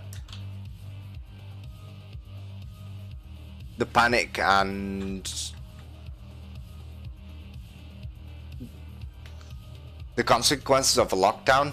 I think that will be targeted in the future by governments because they don't want this to happen again. Right now, I'm more concerned with making sure people take a deep breath and get properly informed, because a lot of money is wasted on wrong things, like disinfectants, of which most don't work against viruses. Thank you. Finally, someone. Only bacteria and fungi. Yeah, true. And short and mid-term food, of which over half will end up being spoiled and thrown away. Very true. The panic was media made. Actually, when you say media, it's actually social media. That's what pisses me off, is that a lot of people are getting their information from social media instead of actually getting from reportable news. A lot of money is being wasted in hurting economy in general because of panic. Yeah.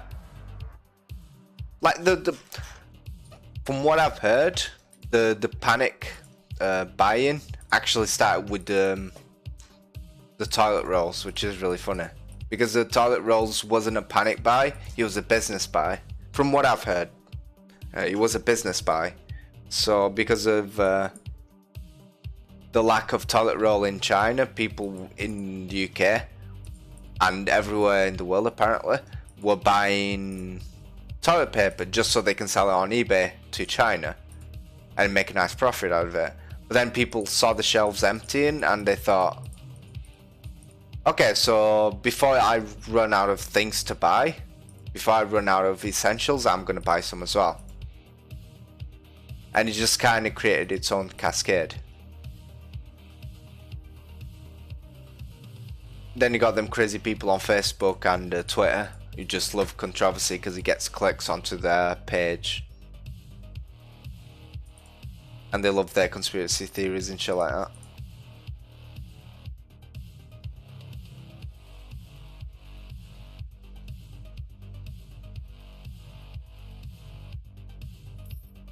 And I actually had an argument over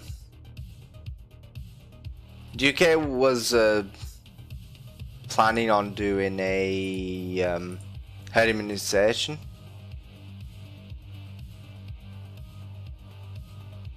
By the way, am I the only guy who's crazy over sword sisters and Max Manhunt as a native? No, Hardy's just as crazy as you.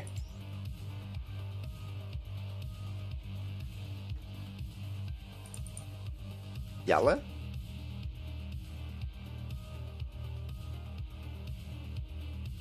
Wait, seriously? Yelling?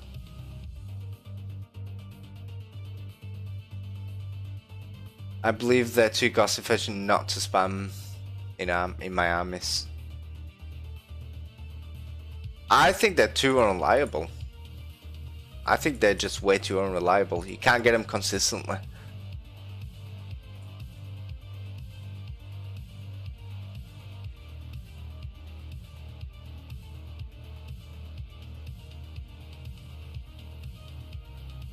If there was a specific place I could buy manhunters and just keep buying them, then I'd definitely go for the manhunter line.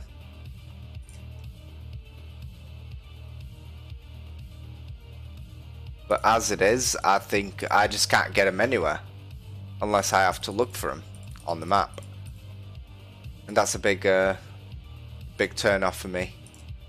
At least that's where I stand.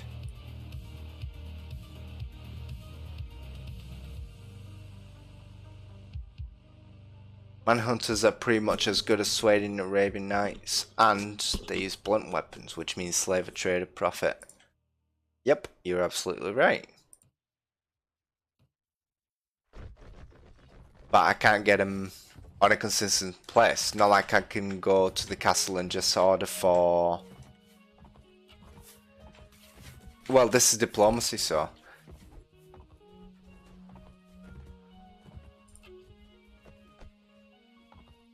I can't just go to the castle and order them to get me 50 manhunters. Otherwise they'd be my troop of choice. Well, they aren't nice if you are on your own kingdom.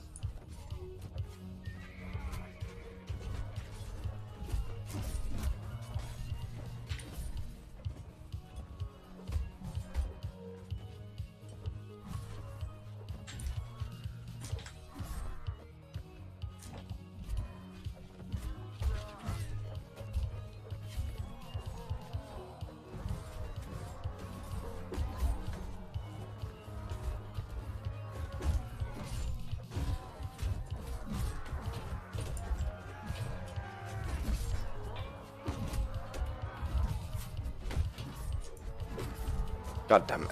And sword sisters sometimes like helmets, but they have plate armor, fast horses, great skills, and on top of that, they have mounted crossbow units that cost 60% of what they should. Again, same issue. I value consistency over anything else. Yeah, sure, you can go to taverns, and a lot of the times you'll just find manhunters or camp followers. But I'd still much rather be able to get them on the go. Maybe there's probably a mod out there that allows me to do that. Tell me I ran out of tobacco. Not ran out of tobacco, it's just died off. Means I must ruin my health a bit more and roll another one.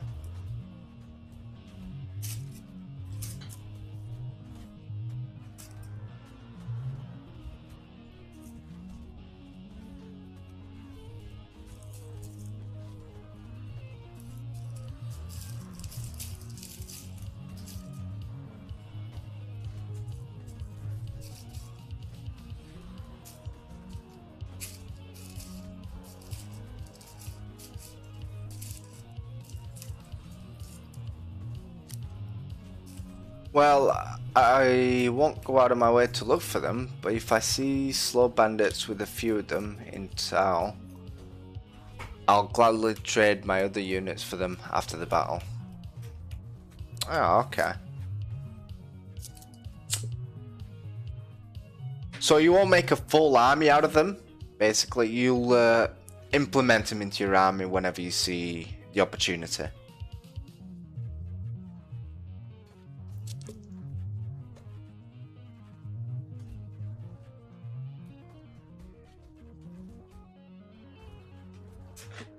See, that's exactly what I was saying. It's like, if they were reliable and I could make a whole army of them, or at least have a big portion of the army be those troops, I'd be glad with that.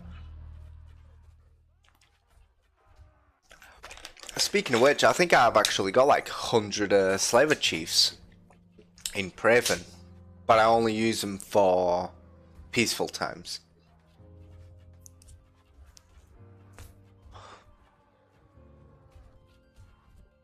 Well, highest I got once was like 40 sword sisters and 70 max manhunters in my army. All at once. Yeah, it's a decent army, that.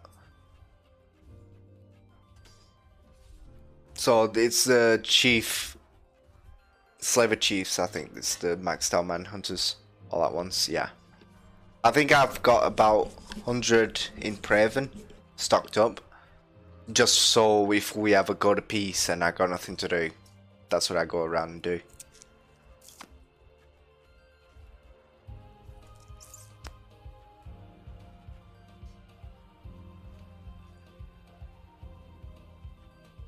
I'm a bit pissed off that I lost Praven. Veluca though. Plus a few Vega Knights. Been playing Vega Rebels that playthrough. Okay. Yeah, Vega Knights are quite decent. The baddie gives them a nice DPS. Their armor's a bit lacking compared to Sweden Knights, but their baddies definitely make up for it.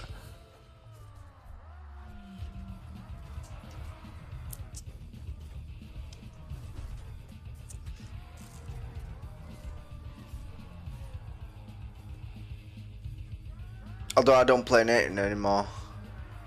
Gecko Kujo on max difficulty is just too fun and difficult to go back to native.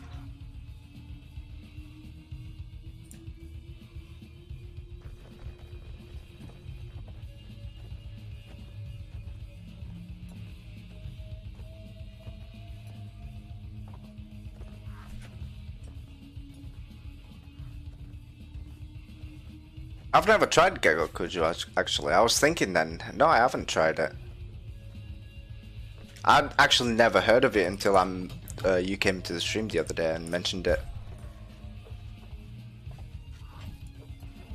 But after this campaign's done, I will be switching mods, and I've already kind of made the decision to go for Lord of the Rings mod.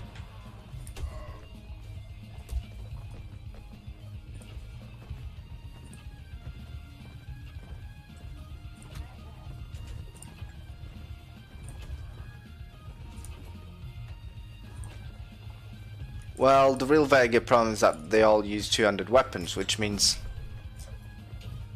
half of your forces get cut down by enemy skirmishes before the melee begins in even battles. Yeah.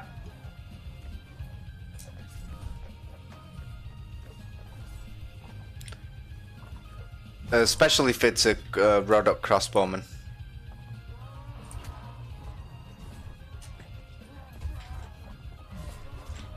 If it's Rodok's crossbowmen and they got a full line of them, you're pretty fucked. It's not going to be long until your whole army's just melted to crossbowmen.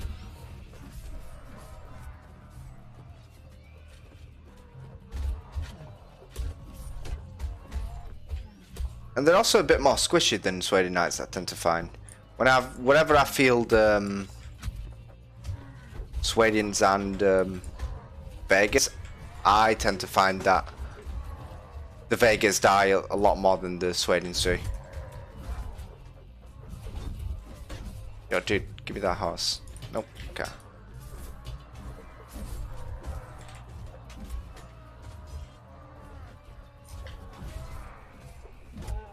I'll take that one instead then.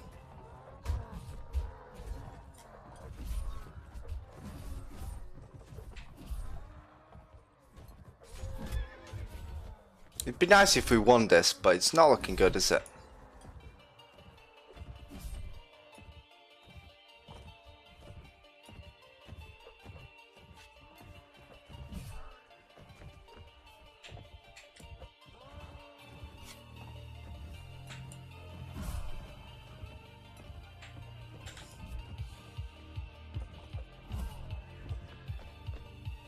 Oh, he's still alive.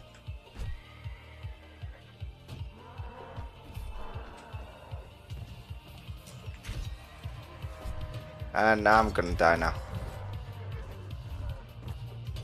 Oh, not yet.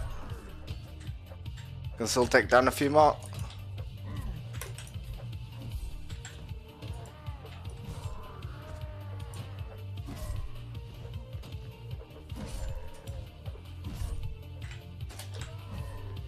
Give me that horse. Give me that horse. Give me that horse. I need it. Thank you.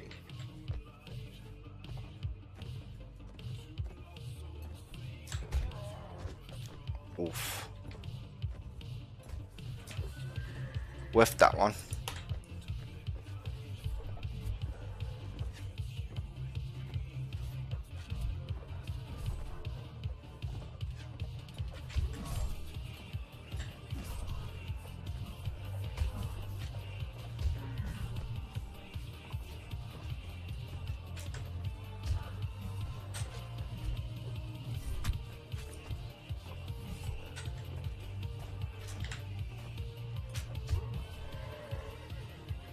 You ducked at the right time then.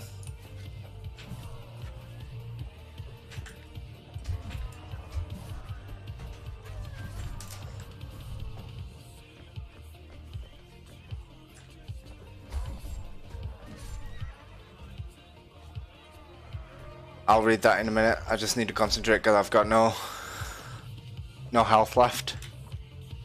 We actually won this? Damn. During a city defense, about 350 versus 800, I kill about 300 men myself. Stop counting at 200, so it's an estimate.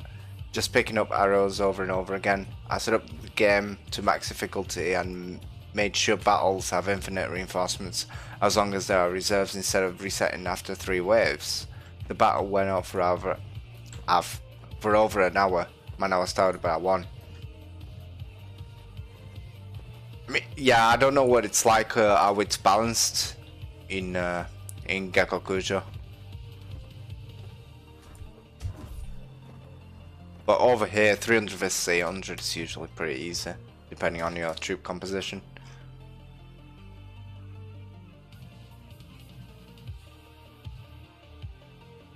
Oh, that was a native. Oh, okay. Yeah, I usually win quite a lot of those battles, even on max difficulty. I don't know how to set that to how to set the reinforcements to infinite. That would be nice, actually.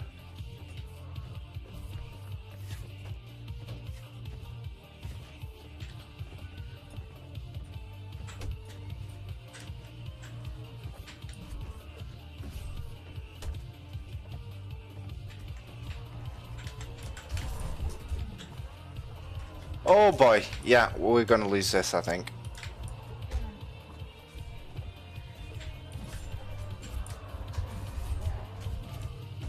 So I'm gonna retreat as soon as possible. Because with this amount of deaths, yeah, there's no chance we're winning this. Which way's safest? Left? Nope.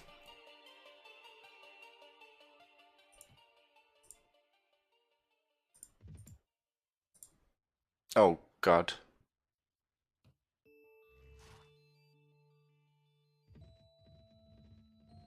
No, leave me alone.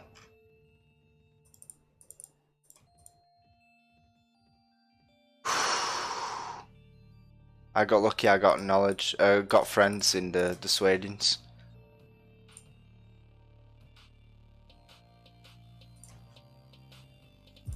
If I didn't have any friends there, I would have been a bit fucked.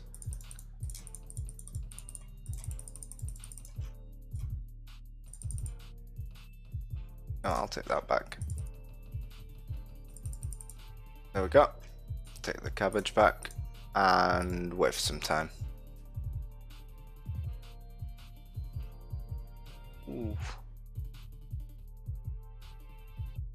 I mean, at the moment, I'll say yes.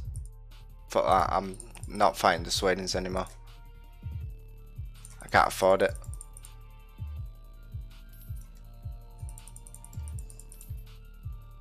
They took Praven, they're happy, which means I can focus on the Rodox, on the Kurgits. Go to Praven really quick. Actually, I got a better idea than that. Let's reinforce what I just acquired. I've got the money. I can afford to drop off some troops, especially in barrier, which seems to be the weak spot at the moment.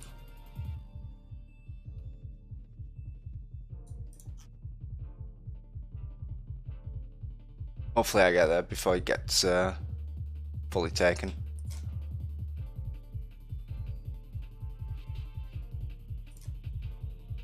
Nope.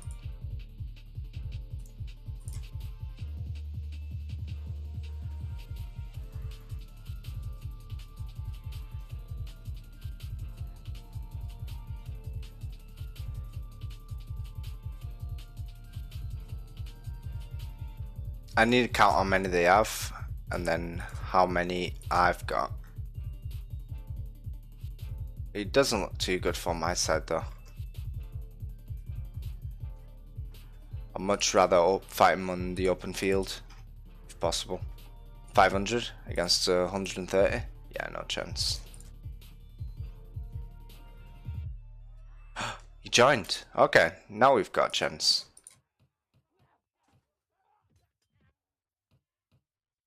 Yeah, now we got a good chance.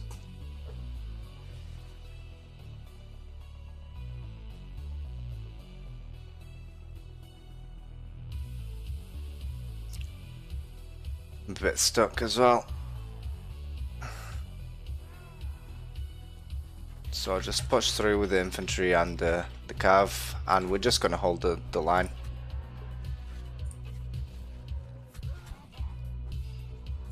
Yo, do you know of any mod that allows you to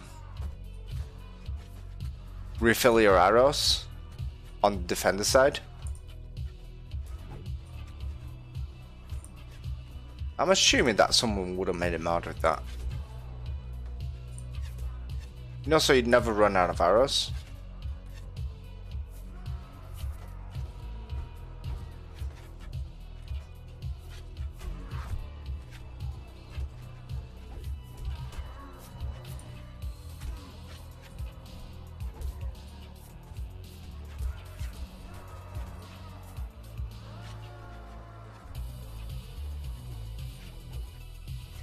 It's quite annoying having to pick up ammo.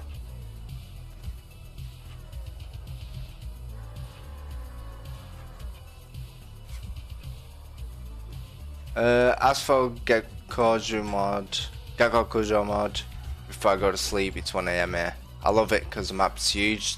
There's like 18 factions, 28 followers, of which you can get up to 17 without them hitting on each other.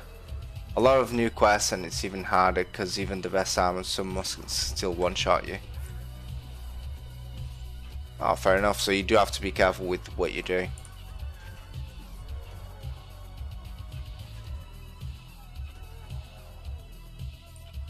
Oh, and sieges are way harder because I have multi-layer defenses and huge unit quality discrepancy as they level up.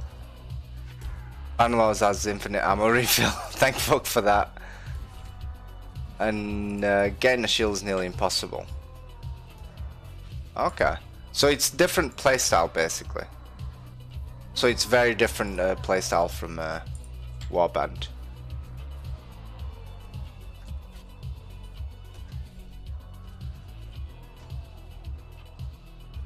So what is it like fighting? Because from what you've told me, like shields are rare. You've obviously got to be careful with the muskets, otherwise you're gonna get fucked.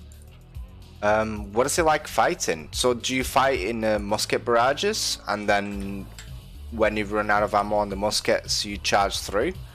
Or how does it work? Just give me a quick battle example. And get there are random encounters too, and the map is huge.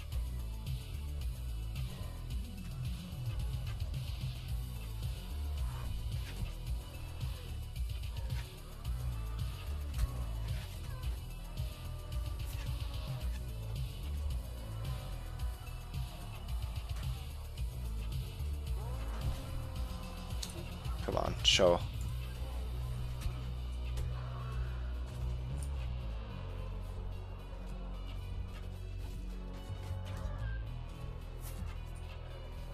Is that a sword sister? Yeah, nice armor.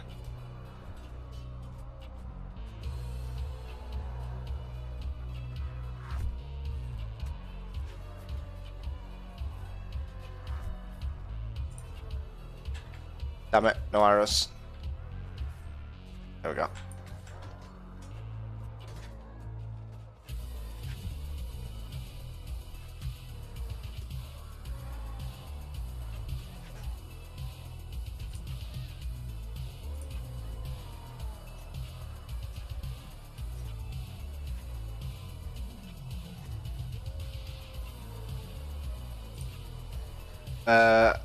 I tend to grab the Glossus Hill, pull my skirmishers on top of it, infantry 2 paces in front of them, down the hill, all standing very close to each other so the occasional cav gets stuck and I'll send my cav once the enemy engages my front infantry. Found out the hard way, otherwise my losses are too high on max difficulty. Okay, but you mentioned muskets.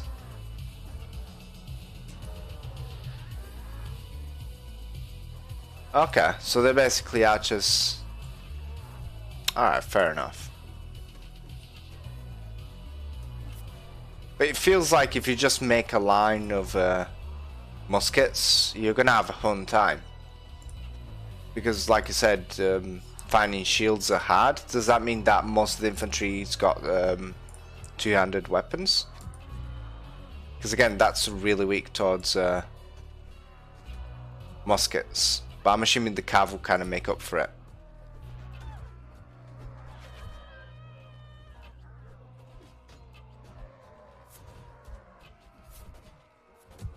In Japan, shields aren't commonly used. Yeah, the one they're seen as cowardly.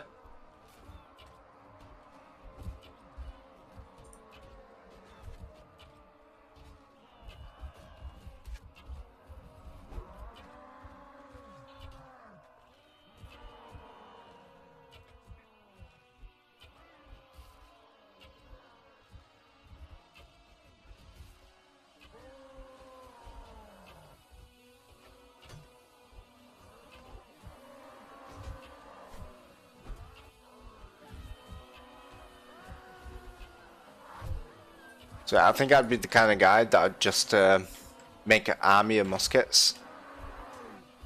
Unless upgrading them is really expensive. Then I guess you could balance the game that way.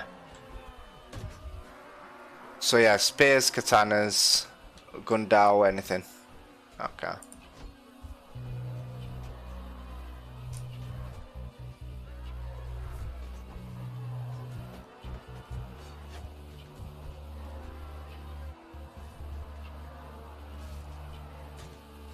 Regular units never have shields, only very few lords have shields, and not real ones, but Tessin or Biwa, which can block a few shots, 1 or 2 musket bullets.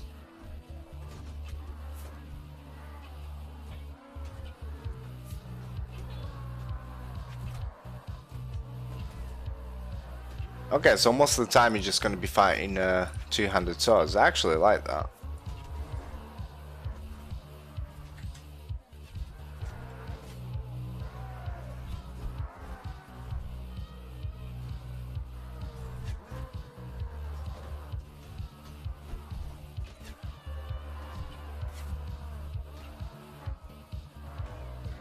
Then again, with Bannerlord coming out, there's so many decisions, that's the issue. Still, even if you only spam muskets in close combat, the dudes will lose. Okay, so if you do get their cav does come close to you to break your musket line, and then they get their infantry. Yeah, so it's a gamble if their unit, if they get hit enough. Or if they hit enough. Yeah, that makes sense.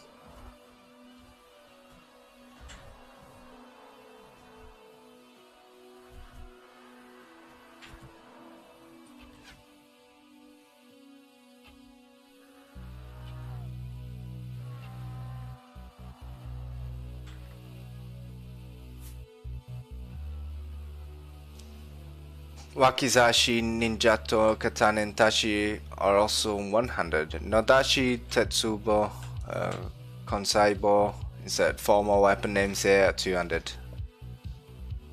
Okay, fair enough.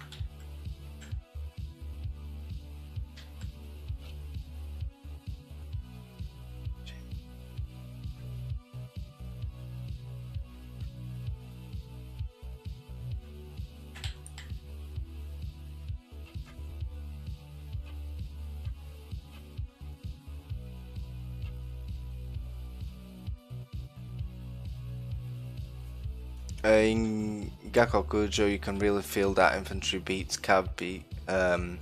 Infantry beats cav beats skirmishers, skirmishers beat infantry.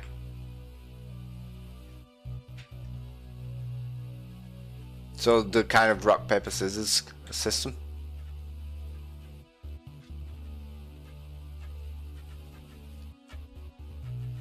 Which is something I think that Warband native struggles a lot with. The rock paper scissors system.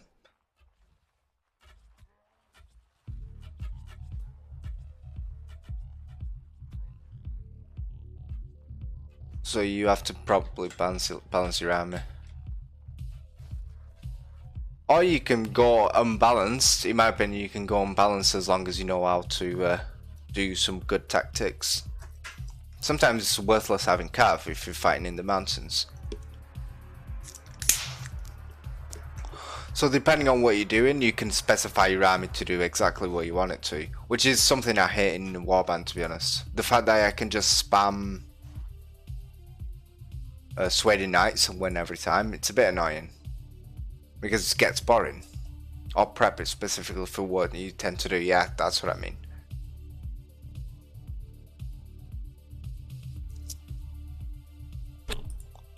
Oh, you're welcome, my friend.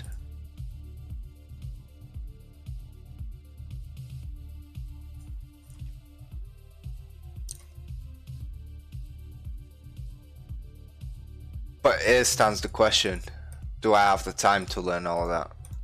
Because Bannerlord's coming out. See, it wouldn't be a mind that it'd be a mod that I'd actually think I'd like to get into. But I don't think I'll have the time before Bannerlord comes out.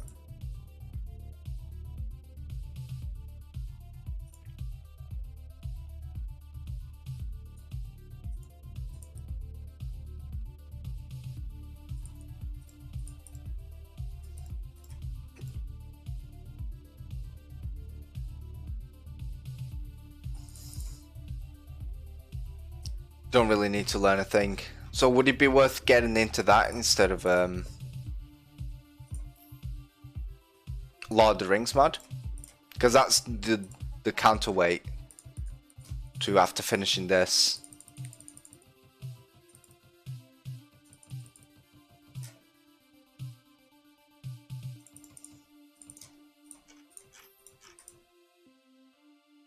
Well, both are okay for different reasons, yeah.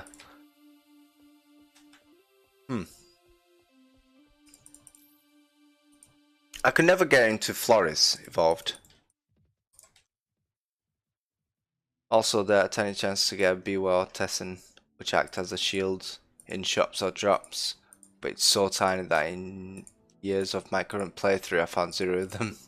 And there's a shield hidden somewhere like Japanese equipment in native, but I can't find that either, and googling it didn't help.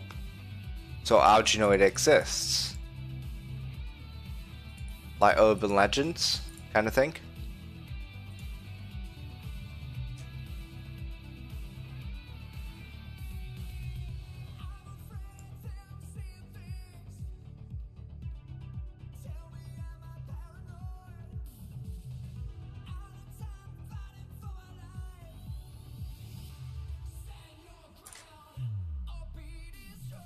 Holy fuck, that's stacked with troops. Let's go barrier, drop some boobs there.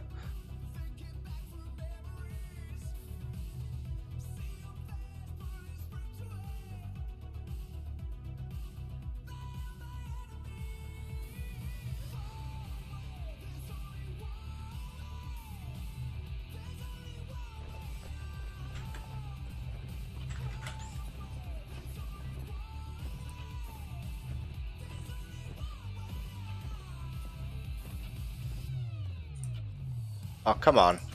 I'm sure I'm hitting this. There we go.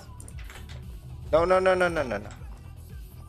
I personally much prefer Gecko Kujo for two reasons. While Lord of the Rings has a few cool gimmicks, like Trolls, Gecko Kujo is harder and way more polished.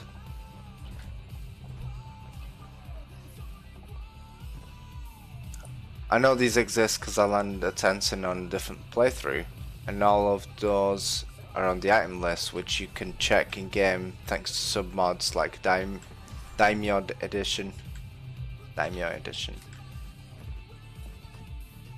Okay, so you know they exist, you just don't know what it is. Fair enough.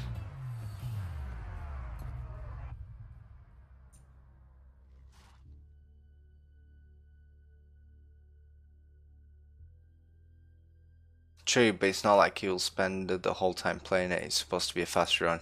Yeah, it needs to be something that I can get into, get my teeth into, and learn it. Not learn it, but at least manage to play it to a certain degree. Come here, son. I just want cuddles. That's all I want.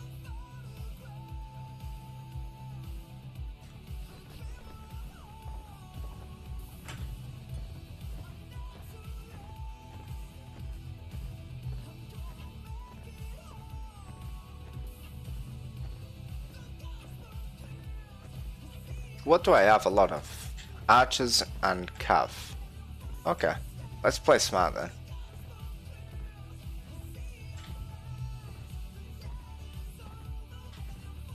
Cav can follow me, that's not an issue.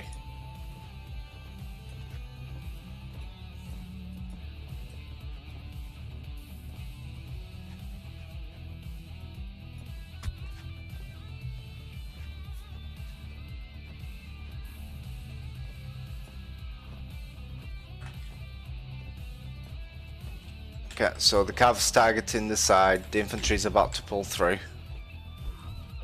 And the archers need to pull back right now. Right now.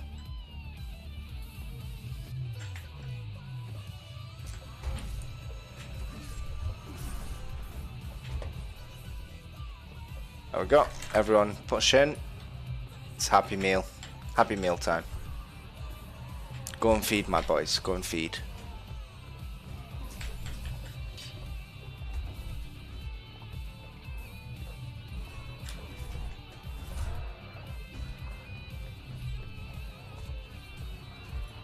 We good? Yeah, just one dead.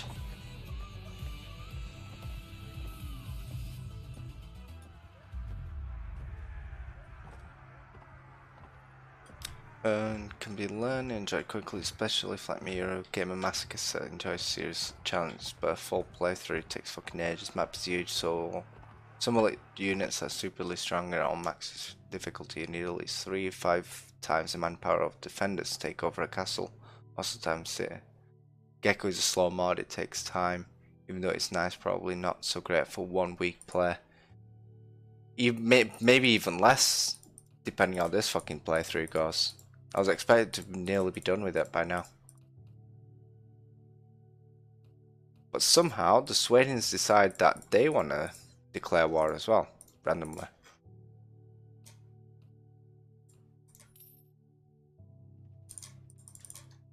So here's what I need to do.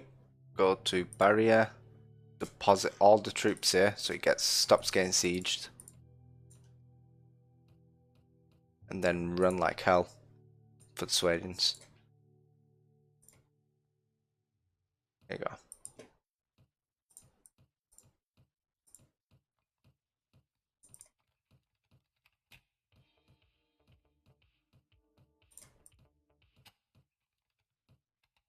I actually might go for the just give it a quick tap on the Rodox. I'll keep them. Go Rodox really quick just to get their archers. Their sharpshooters.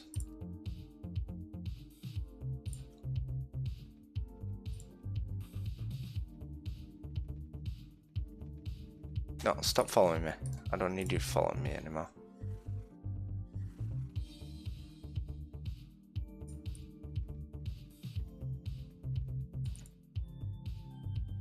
Ad manufacturers don't give you as much weekly income, although there are many more cities to build them in. Building up friendships with them is more timely too. Yeah, so like we were discussing, it's a bit of a more time consuming. I just need something that I can make progress in.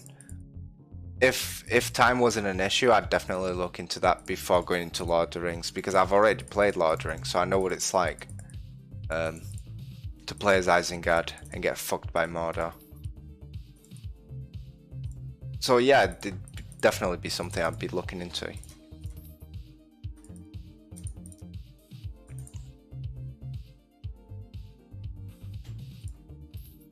Simply because the native fighting styles also get quite stale. Gets boring after a while.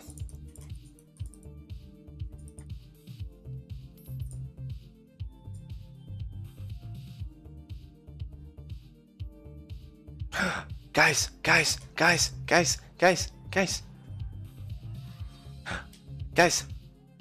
we got him again.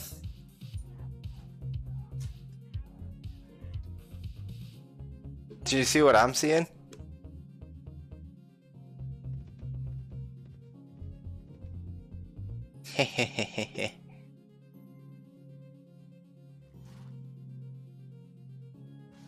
Why? I don't get it. Why do we keep getting these fake sneakies? Just keep getting them. Hold here. Also, call me crazy, but with the changes presented in trailers, I'd actually wait a month or two before deciding whether or not to buy it anyways, as the material suggests that while combat and leading troops will see significant improvements, the roleplay part will be less compelling. And if that happens, well, roleplaying was my favourite Mountain Blade part, which would mean I won't be interested in Bannerlord. And according to developers and according to dev blogs, which I have been following, actually roleplay will be enhanced a lot more. Not only on the quests, but there's actually things to do in cities and villages. Walking around in villages will actually be worth it, because there's like the little bandit groups, and you can set up your little bandit corner. Wowie stuff. Also, the companions will follow you around in town. There'll be more life in town in general. So from what I've seen, it's actually the opposite. I think the roleplay element would actually be increased if you so choose to do so. If you choose to do so, I mean.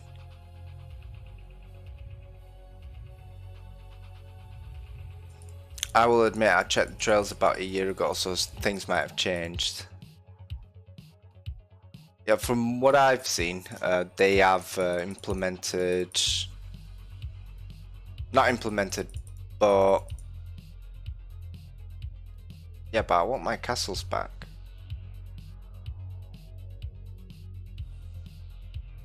Yeah, I want my castles back. Nope.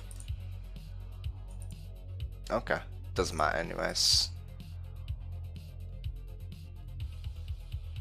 Life in the cities will be a lot better.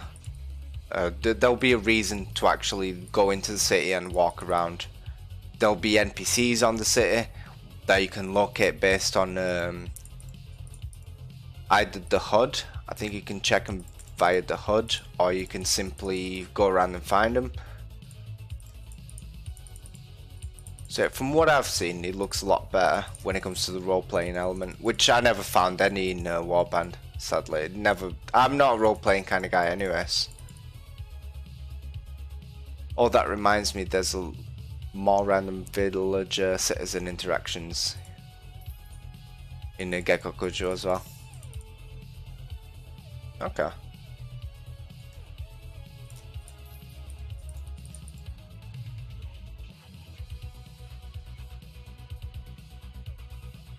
Ah, I should have gone Hyan.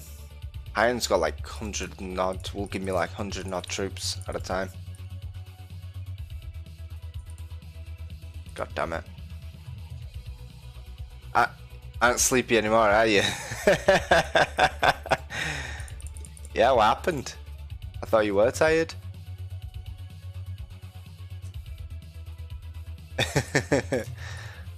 That's the cause of coming to this stream. You just get distracted and you end up talking for an extra hour. There are random events too. 95% end up being extra combat for small spoils, but still. It keeps the play interesting. I think that's what their point was with that.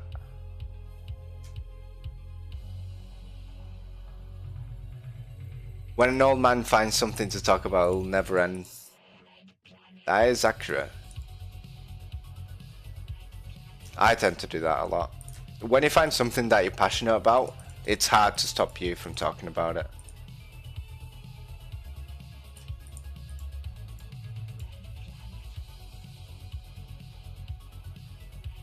I have to wake up in 5 hours. Yep, that's my daily life, pretty much.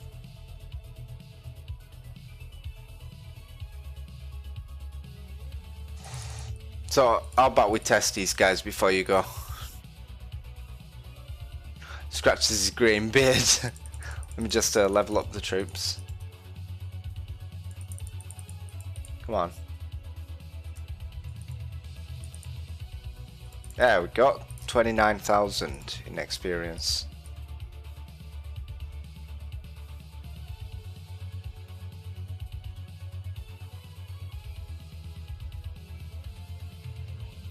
Wait, where's my sharpshooters? There we go. There we go.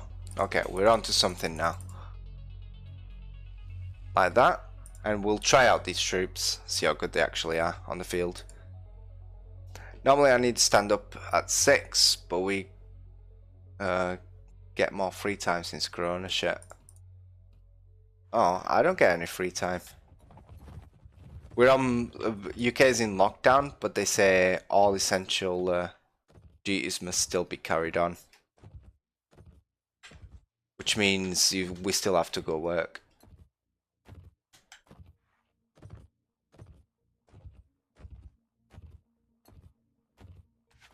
Opposite for me, so many crazy patients. Yeah, wrong branch for you.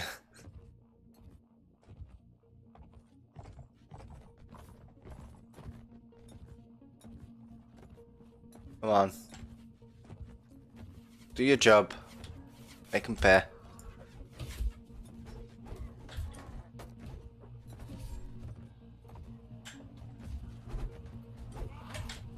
Okay, go in.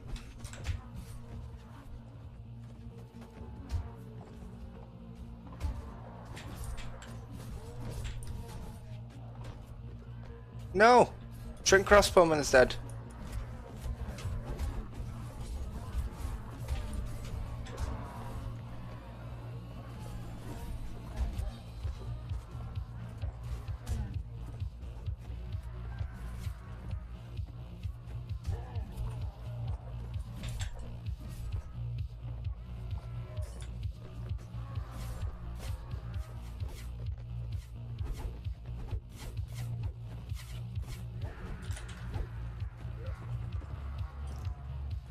Everyone vents about their job.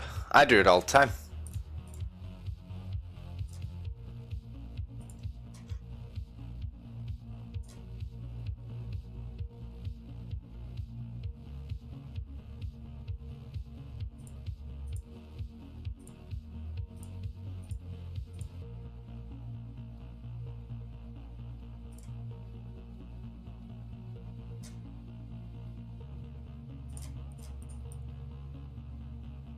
Oh, hello, Neff.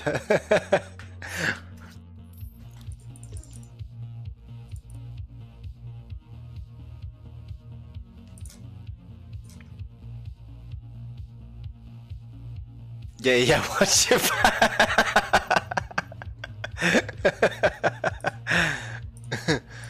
Damn. No chill whatsoever.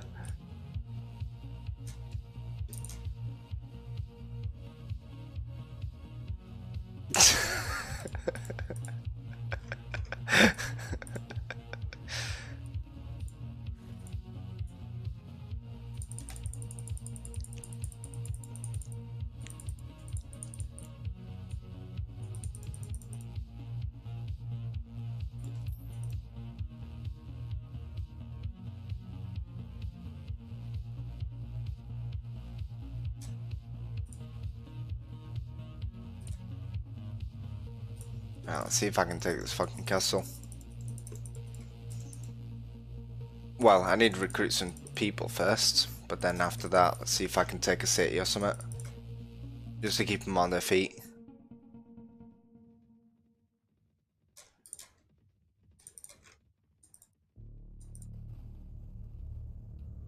Here we go, morale drops. Just what I need.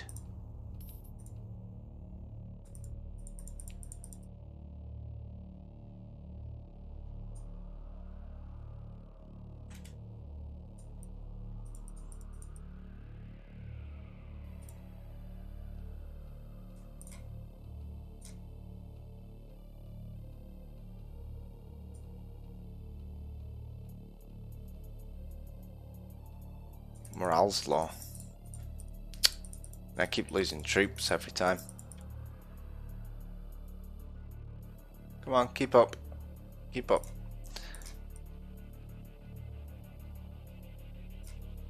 I say we take on one of the hardest castles I know.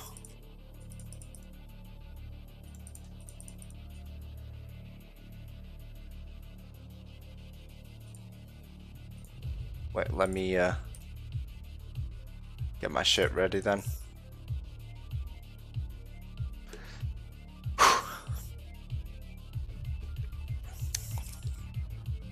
I don't even know if I'm ready for this castle, to be honest.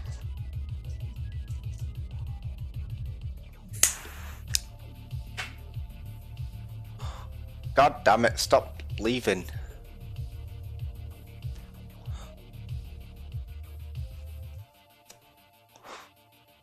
Let's go.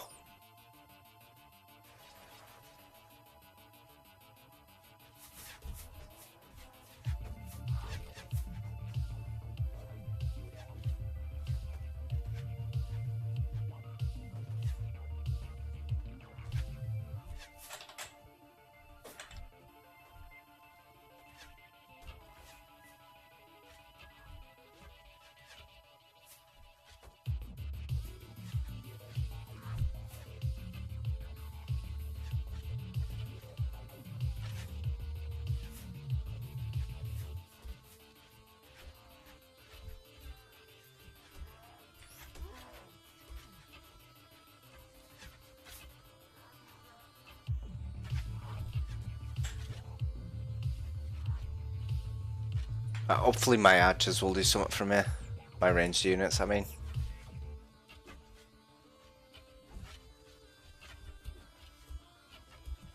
So Hardy, have you gotten used to the overlay yet? Or do you still hate it?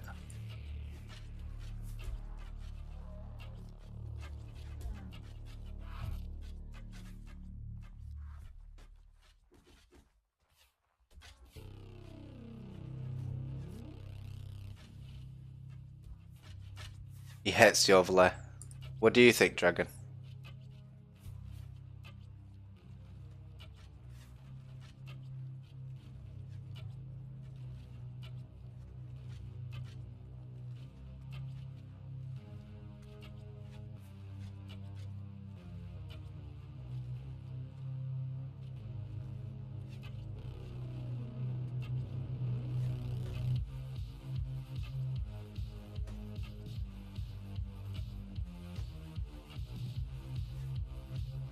I like the fact that nothing covers up the game. Thank you. That was the whole point. I was tired of my cam covering up the game all the time. Constantly covering up the game. Hardy's not happy that the game window's a bit smaller. He's vocalized it plenty already, saying that he's really unhappy that he covers that it's a smaller window. But I thought it was a necessary sacrifice. He tends to disagree. He just disagrees with everything I say anyways. So I take it at face. I don't take it at face value anymore. I'll take his criticism and then think, okay, maybe.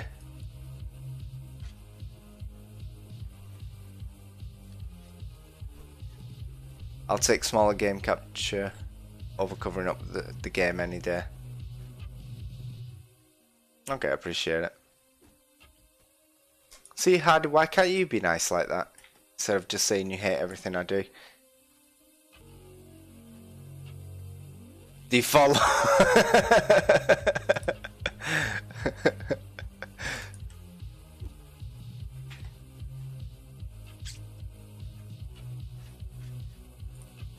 I guess it's a matter of personal preference, isn't it? Everything depends on the game. That is true as well. I think that Warband doesn't have a spot for you to put your cam. Like, no one cares what happens in Warband. Wait, what? But if you would stream GTA 4, it's another thing. Okay.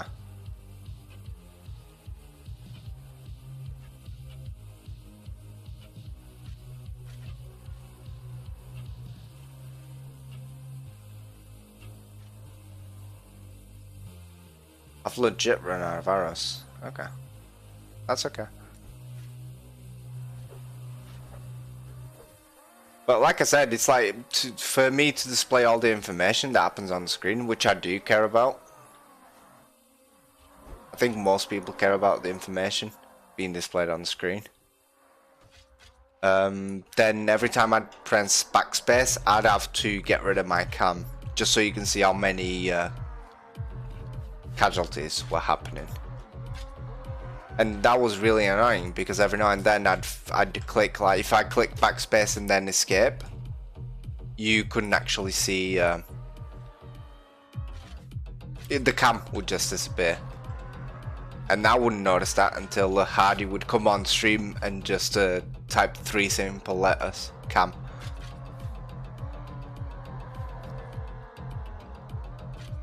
Actually, you could move your cam above the HP by integrating the game HUD, you know.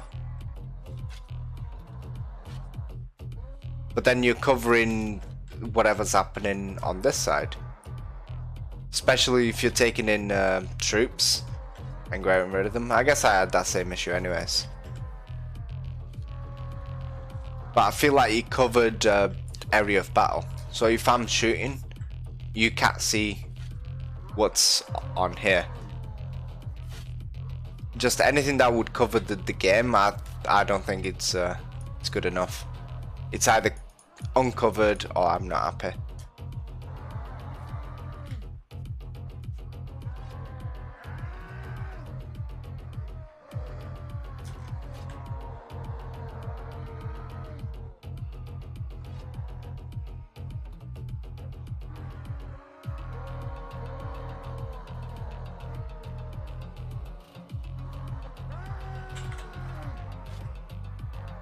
There's always a sacrifice. Yep, there's.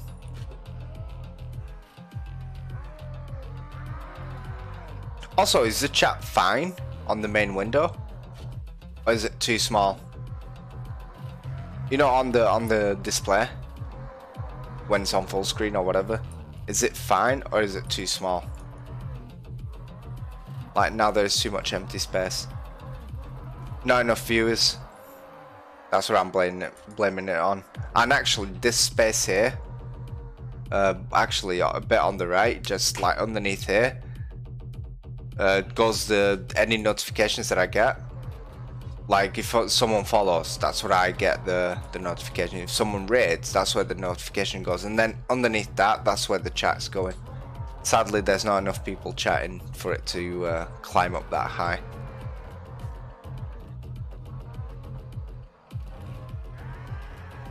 And now we wait.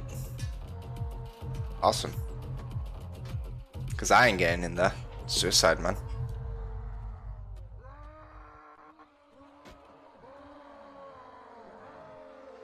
Now we gotta wait until they decide that, you know, they don't want to spawn anymore.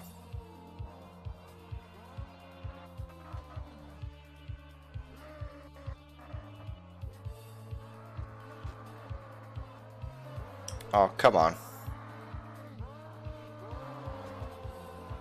So I'm checking on my phone right now, and I'm just gonna check it to see what dimensions are like.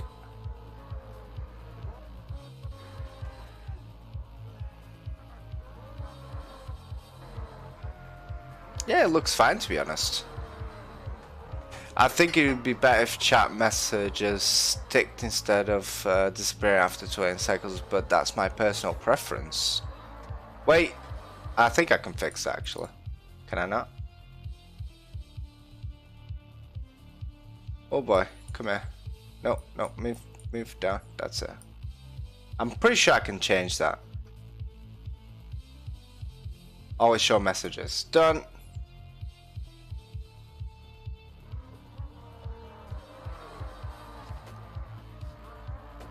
That should save anyways.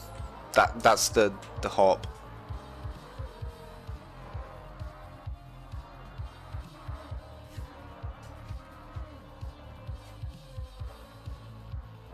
Test. Yeah, just test it out and it should stick.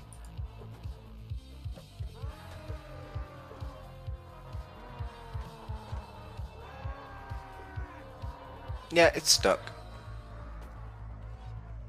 Oh, this is gonna take a long ass time. My troops are not even started to push forward. It's like 1v1 down there. Right, everyone there.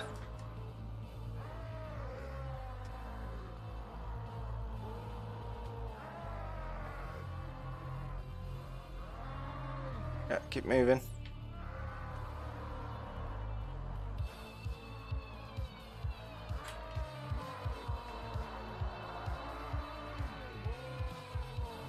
Oh boy, this is gonna take a long ass time, man.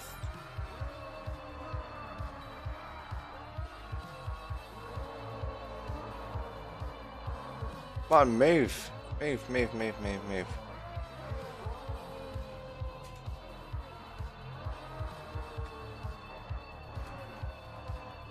Lord Deals doing damage. Jesus Christ. He just keeps going. Simply shoot your mates. I don't have any arrows. Wait. I needed a horse. With a horse I could jump over them. Because, you know, the warband physics. Okay, so we just gotta wait about another 5 or 10 minutes. Well, don't worry, in Bannerlord should be able to kill them. In Bannerlord, I hope I can just go like this. You move out, and you move out. I think troop collision is a bit different in Bannerlord, isn't it? I think you can squeeze past units like this, instead of glitching into each other like you see now.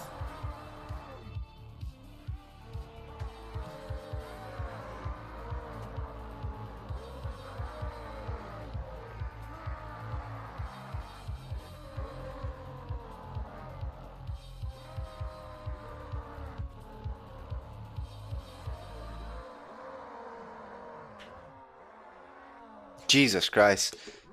This is what I mean with this castle takes ages. And this castle's the worst to attack. Do you not understand why? Now, currently there is only Captain Mode physics, so you can't get blocked by units, but who knows how the main game will be? That's a good question, actually. When it comes to the main game, there's not a lot that we know. We know that it's buggy. You know there's loads of bugs. That's for sure. Because even Captain Mode has bugs. So I can't imagine what the main game's going to be like at the moment. So what I'm expecting is I start the game and I start streaming it and we're going to see glitches everywhere. Or bugs at least. Not glitches like visual glitches, I wouldn't expect as many. But bugs, we're going to see a few. So it's going to be quite fun to exploit them. If you can start it. Yeah, if I can even stream it as well. Because I don't know what it's going to take for my computer to run it.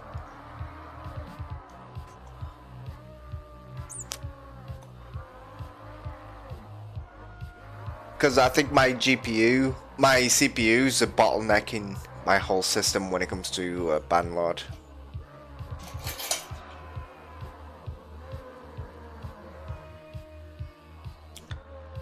The GPU is fine, it's a 1060, but my CPUs might struggle a little bit with it because it's a very CPU intensive game.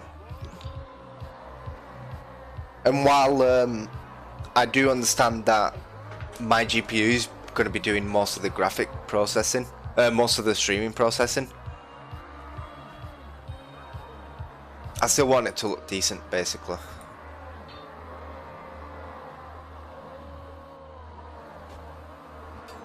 And 60 FPS would be the bare minimum.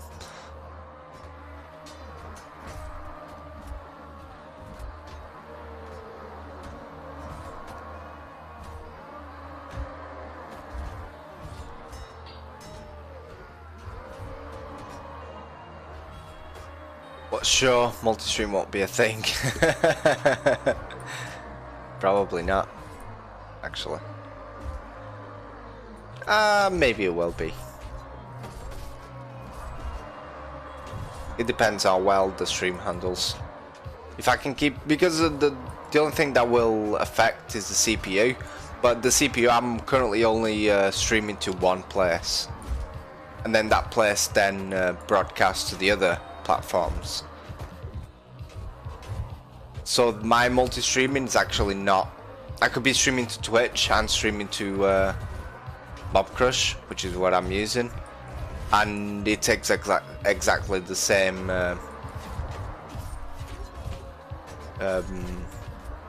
strains on my computer. It's just my network that needs to be put up.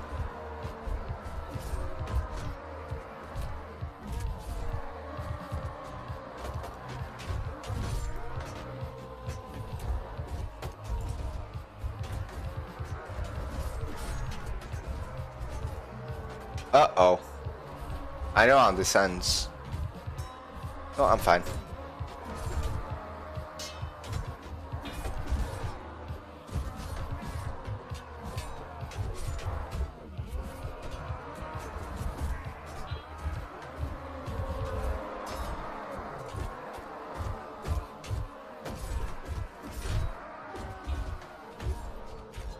Give me...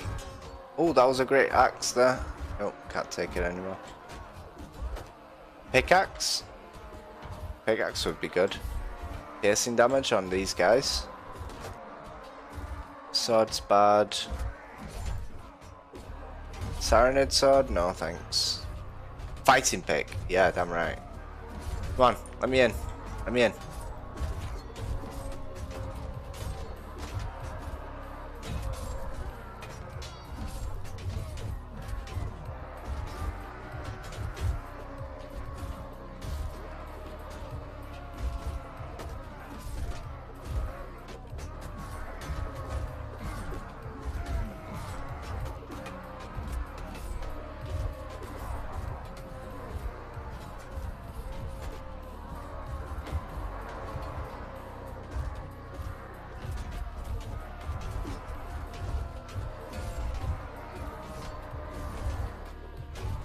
I told them hold position back there and they're all pushing forward. Is that a good thing?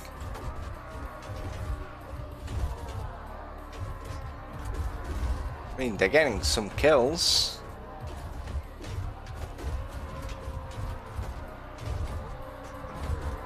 And they are pushing forward. Must be good, right?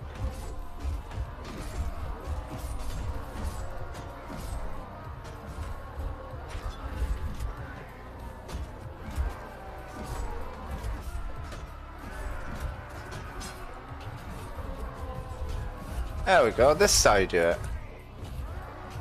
See, what's so wrong about this? Why couldn't you do this before? Why do I have to come in here and do it?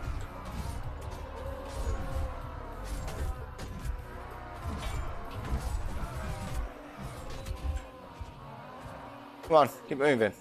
Moving, moving. That's it. Oh, missed.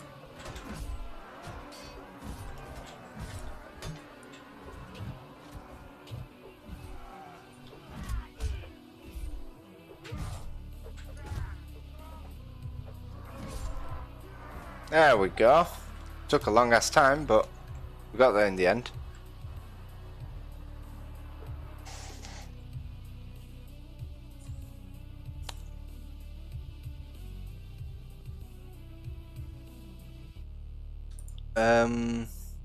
Based on my troop composition,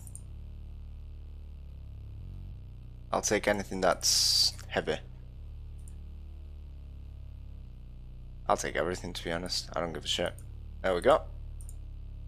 Sharpshooters. Yes, thank you. Any nods? Not really. Warriors. Okay. I think I've made enough. I've got enough troops now. There we go.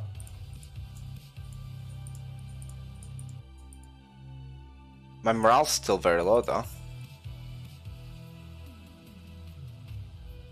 It went from being low to very low, which is actually even worse. Take everything. Let's go and sell. Oh, yeah.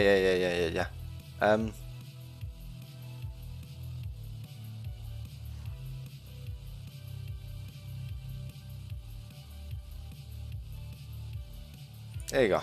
Stop crying.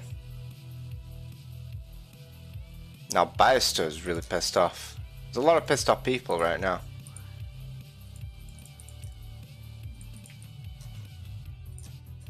Let's take everything. We got the army. Seriously, I just came from there. Another siege tower. Okay.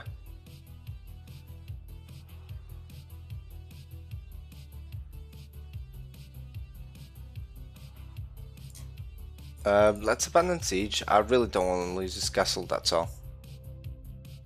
Who's here? Yeah, go away.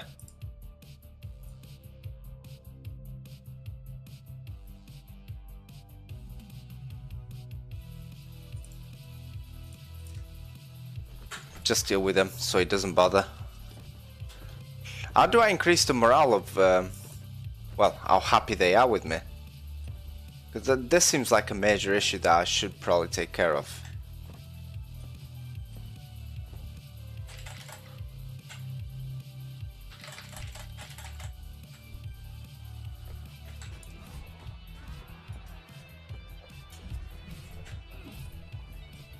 Like, up to now it's been fine because I've not had a lot of lords, and when I captured something everyone was kind of happy that I was, you know, just giving shit away.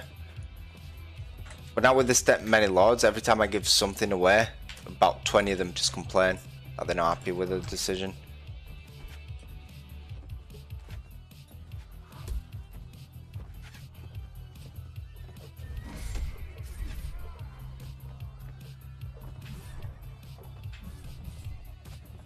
Whoa, okay.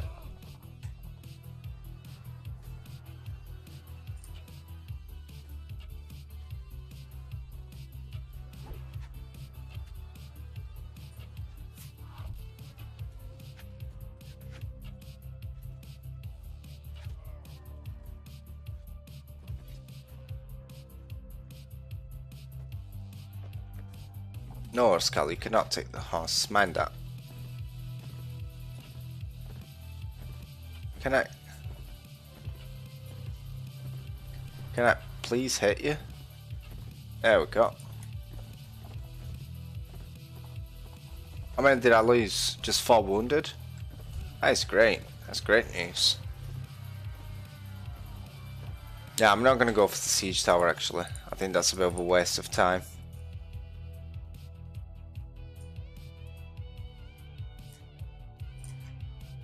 What I'll do instead is go for a city or something big.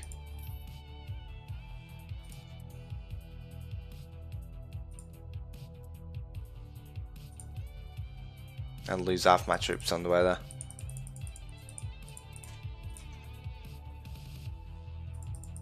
Let's go Ishimu.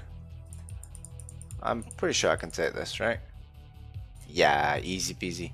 There's one thing that would make me want to get Banlord if the price makes sense. It's 40. It's £39, I believe, or £35 and €40. That's what it's going to be like for Europe. That warband lacks even with mods, now that I think about it, multiplayer campaign. That's what everyone's been asking for the longest of times, and no, it's not going to happen. They were talking about doing something like court battles. So basically, have you heard of Battle Time? It's a mod for Warband. It's a bit glitchy, but have you heard of it? Battle Time?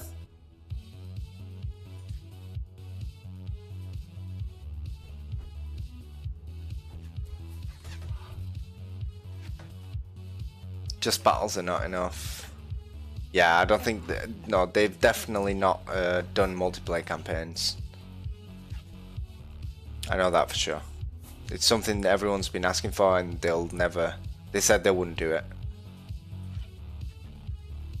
Because they would have to write everything from scratch. And it's not what they're aiming for. I don't see why not, but it'll probably be a mod. Yeah, depending on how moddable the game is at the end, it will most likely be a mod, yeah.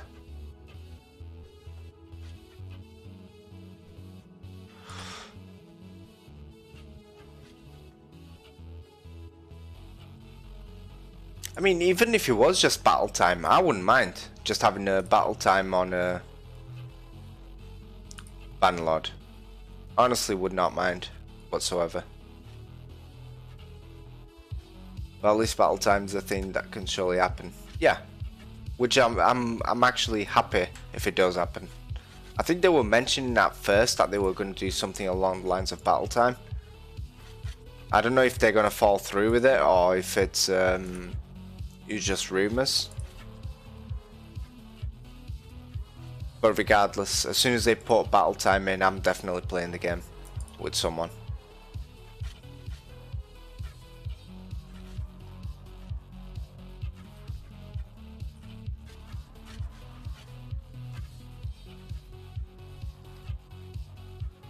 You have friends. Yes, I do. I know it tends to not be as stable, but if they made it peer-to-peer, they wouldn't need to pay extra for servers, and we'd get our multiplayer campaign. Yeah, that's true. I just think they, the way that they designed the game and the way that time progresses, this is their excuse to not doing it, by the way. The way that time progresses, it doesn't allow to have a multiplayer. Well, I think you should just do whatever way Europa Universalis did it, and Hearts of Iron, and Stellaris.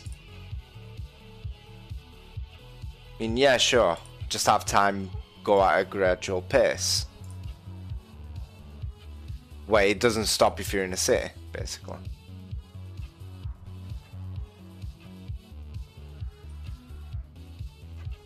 And that's your problem fixed. I don't see what the actual problem is, but for a feature that requested, they must have had a really good fucking reason. Because that's the most, that's the single most requested feature that people wanted in Bannerlord. Problem is they don't need to do this. Yeah, of course they don't.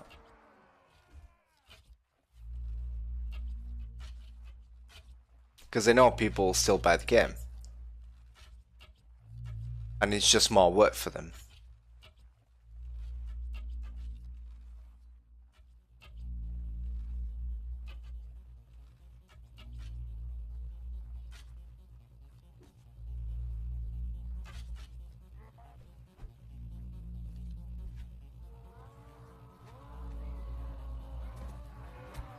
Arrows, please? No? Okay, I'll take the fighting pick. It's quite a good weapon.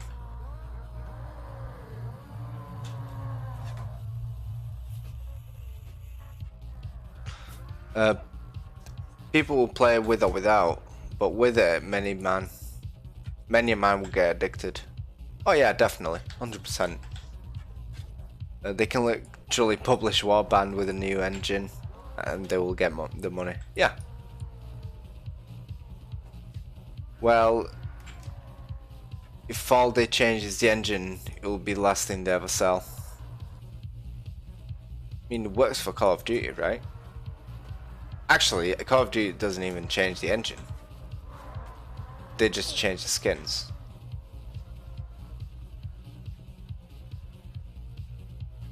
Say the same thing about COD. Yeah, that's what I mean.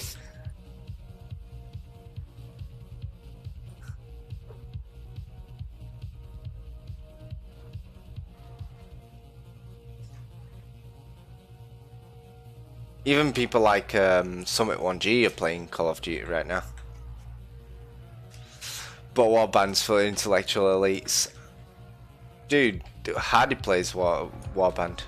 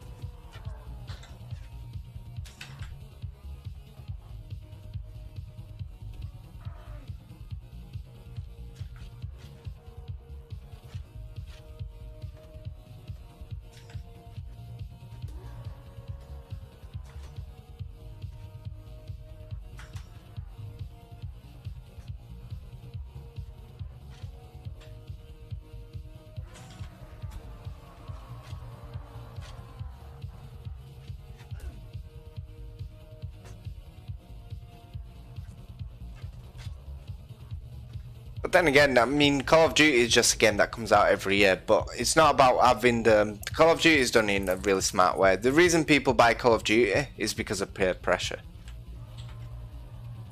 Because all their friends are playing it, so they're gonna buy it.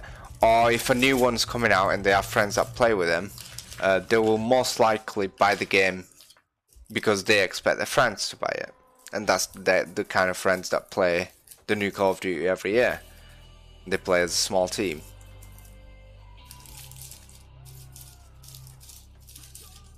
So the way they've done it is use peer pressure to sell the game, and then they have peer pressure within the game for you to buy weapons and skills on whatever the fuck it is. So it's just a smart business plan. Don't get me wrong, back in the days Call of Duty started out fabulous. Yeah, I played a lot of Call of Duty 1, 2, Modern Warfare 2. Those were the three main ones I played. I wasted about a year of my life playing nothing but COD and COD 2. Hey, but it deteriorated. COD and Modern Warfare 1 about 12 years ago was the last good one. I actually enjoyed Call of Duty Modern Warfare 2, especially on multiplayer.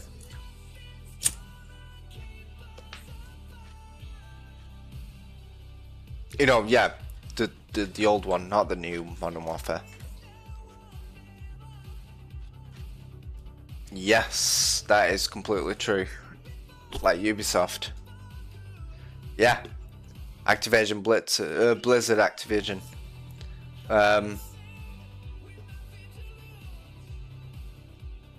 Fuck. EA Games.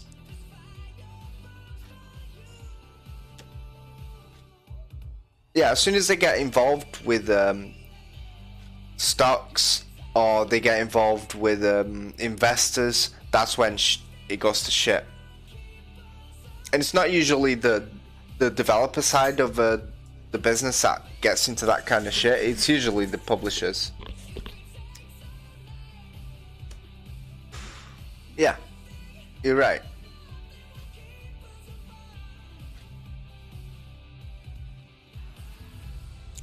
The only one I've not seen being a complete dick is Microsoft.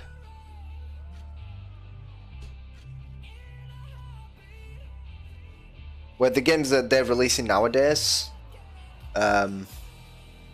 stuff like, oh fuck, Age of Empires 4 is coming out. Sea of Thieves was published by Microsoft. Yeah, it has microtransactions, but there's no loot boxes and there's no shady business happening. It's all cosmetics as well. Played Call of Duty 1 so much that I got permabanned on 2 servers because they couldn't believe 4 pixels was enough for me to kill them. I got accused of hacking.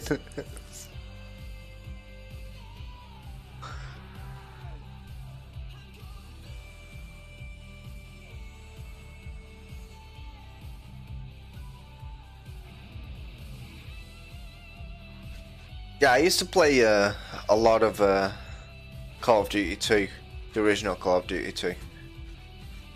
And it was really fun, I have to admit, it was really fun. Going around with SCG-44, that was a mint weapon in that game. The bar, Springfield. There was no augmentations on the weapons, it was just plain and simple fun. You'd play on rats maps, and that was extremely fun. There was always different maps that you could play. Wish LucasArts would still publish games. Yeah, like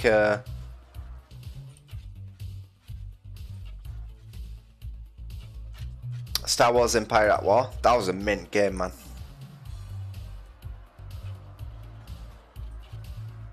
Battlefront 2's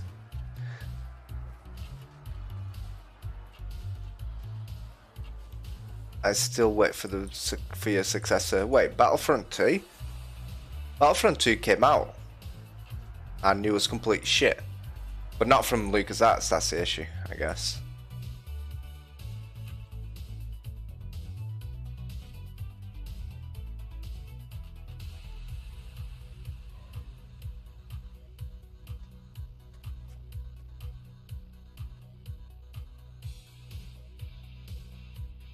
I mean, the new Battlefront. Oh, you mean so like Battlefront 3? Yeah, it's non-canon for me. Yeah, what happened to Republic Commando? That was a really good fucking game as well. Imagine the eerie frustration with one near invincible guy murdering them that much. Is that way you mean about your ban? One time on a 200 kill deathmatch, I got a score of 71, one running around with a bar. Yeah, bars were mint in that game as well. So powerful, only 200 bullets, but so powerful.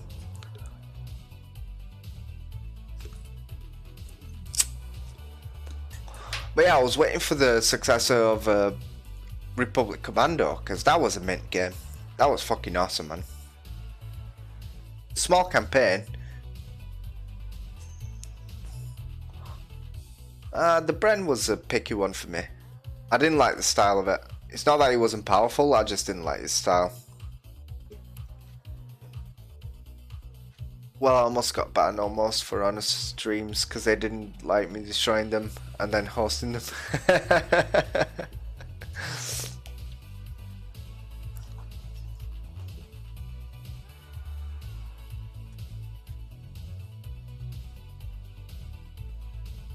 PPSH was a good weapon. STG-44 I think is still better, in my opinion. It's just personal preferences, isn't it?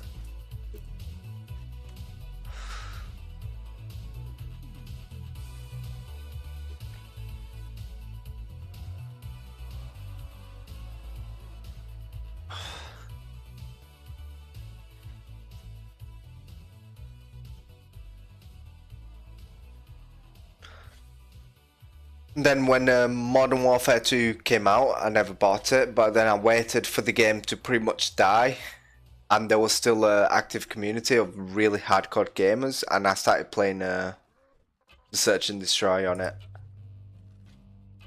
And I learned that UMP was OP as fuck. With the UMP, if you changed it in the right ways, you could make it hit anything at any distance at full auto. And all you'd need was about 1 or 2 shots. Depending if you played hardcore or not. On non-hardcore I think it was like 3 or 4. But on hardcore you could kill someone with 1 or 2 shots.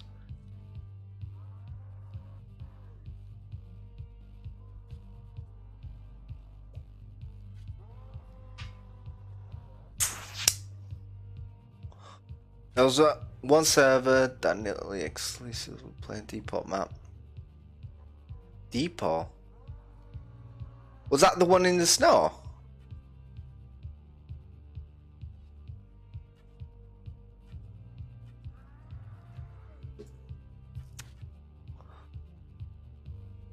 Would just fodder for us.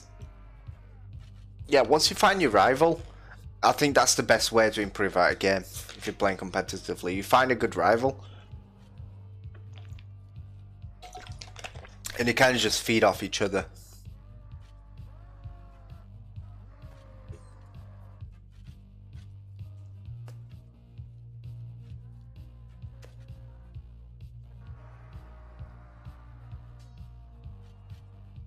I can't believe these guys are still holding on. They've only got 48, and they're still holding on to this shit.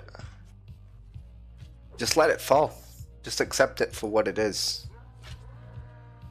It's over. It's over. Just let it fall.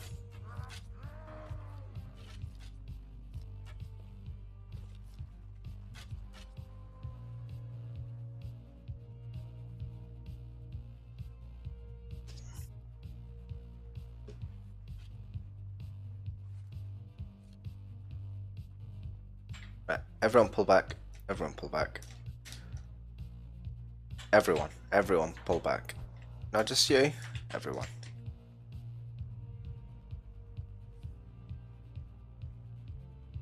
I have to admit, when I tried to go back to FPS games 2 or 3 years ago, man, did I suck. I'm so out of shape when it comes to it nowadays. Then again, I didn't play any for over 10 years. Yeah, you do lose the sensitivity in your mouse controls.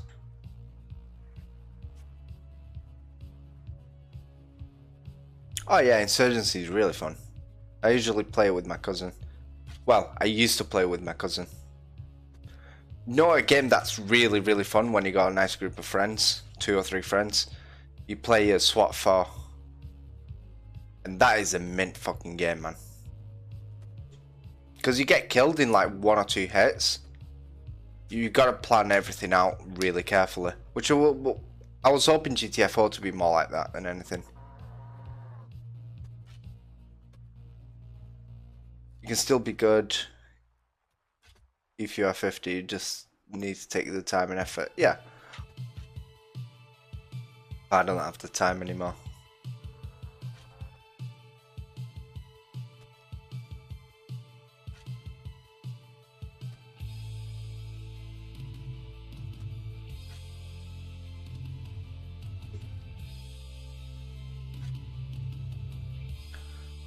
Seriously, why are these guys still holding on? Can they not see the amount of force that we got down here? Do they not understand the danger they're in?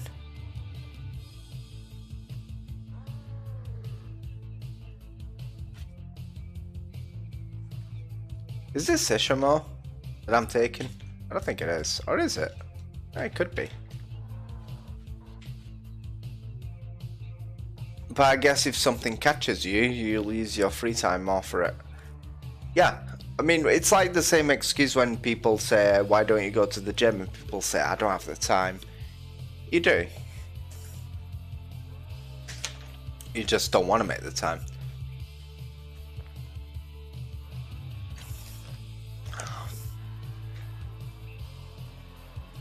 Oh, damn.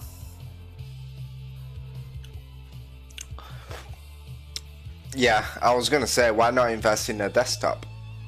You can get them at quite decent prices nowadays.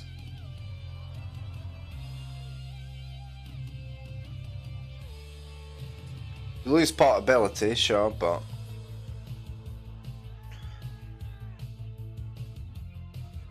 there's nothing like a good desktop if you got the space for it.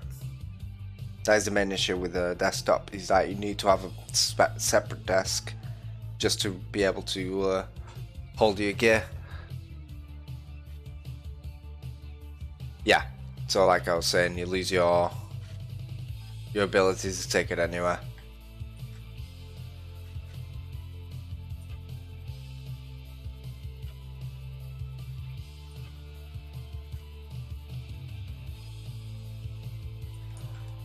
Get Stadia.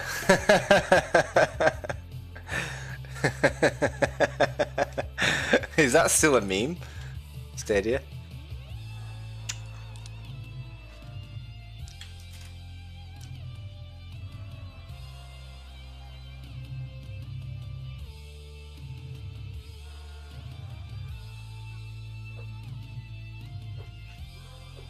Stadia's a big meme. Yeah.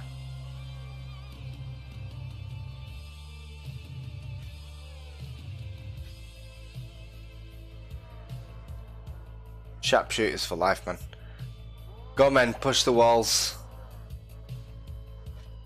No, they just have a lot of lances. Well, 9 lances, and they will hold those walls. Welcome to the stream, my friend. How you doing?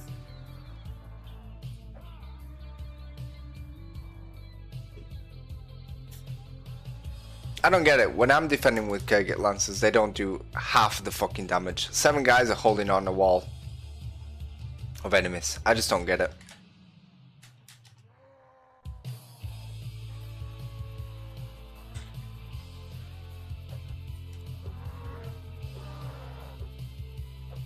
Pointy sticks are the way. Legit though. Look, it's because that dickhead right there has decided to stop on the walls. There we go. See? Now they're pushing forward. Sometimes you just gotta target the problem. I was joking, if I'm right, this Kurgit, so they shouldn't be that tough. But then again, pointy sticks are sharp. Yes! They're annoying. Do you know the way? I will show you the way. There we go. How many did I lose? 400 and what? So 489? Yeah. They lost 300. Ah, you're free to go. Ah, you're free to go as well. Oh boy. Anything that's heavy, I'll take it. Oh, it's got a crossbow. Slaver Chief? Yes, please. Oh boy, that's a lot of troops, actually. Need to be careful what I take.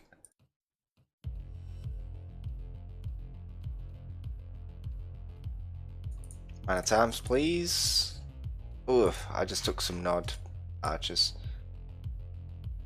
Play Soviet Union.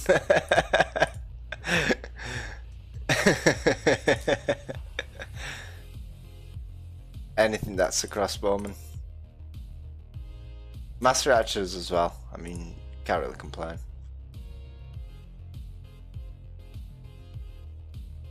Take the militia.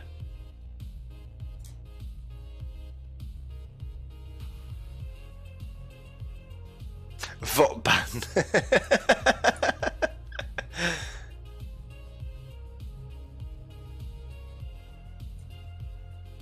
I got space for one more. Sorry, Manhunter, but you're gonna have to go. 3 marksmen. Hold on, hold on, hold on. There we go. Happy days. I will take none of the things because I have no space. I'll take all of the things now. We don't support those kind of men.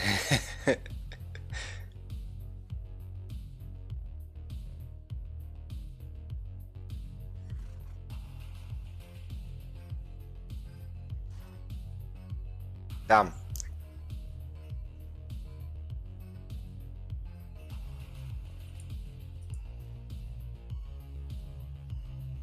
No, Kurgits are not the way.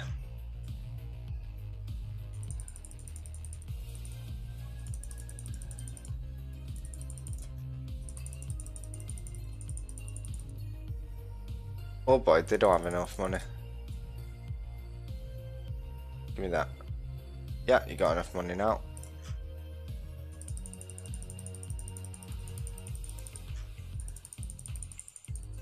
God damn it, why are these guys so fucking poor all the time?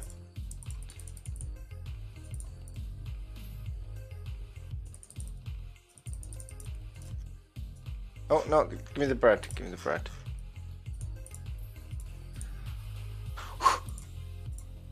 Nope. Meant to go to the tavern.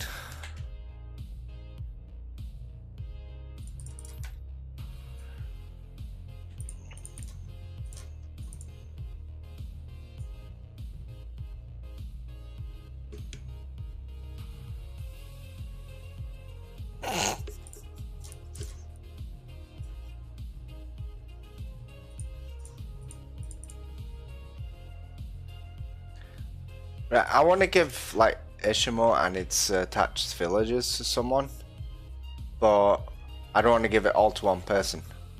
Otherwise, what tends to happen is everyone's going to be really pissed off at me. Don't tell me you're sweating thyself. Him? Nah, he goes for full manhunters. Yeah. She just goes full manhunters. Why is this guy suicidal?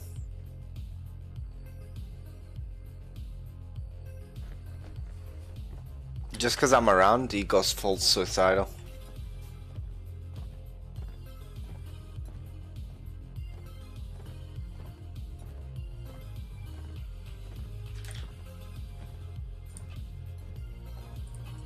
Ooh, I missed.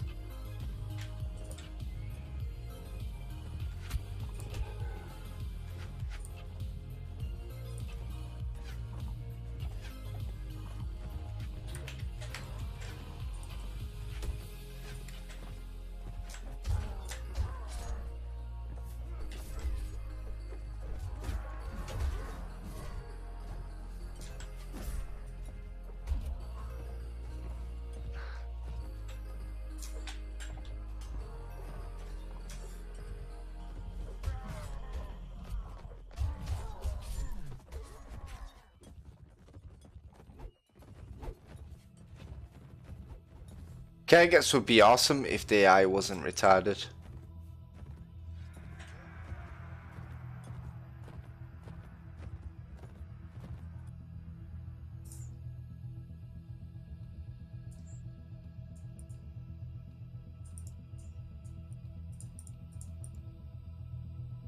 If you could kite units like you do, like you can in real life, then yeah, Kergets would be awesome.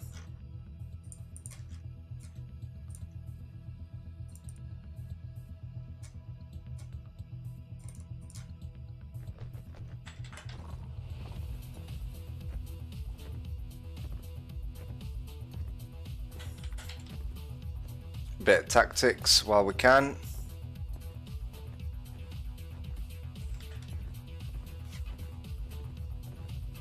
Hopefully hit something.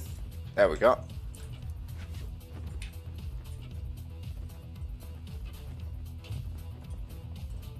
Oh, that was close. I nearly hit a fucking tree.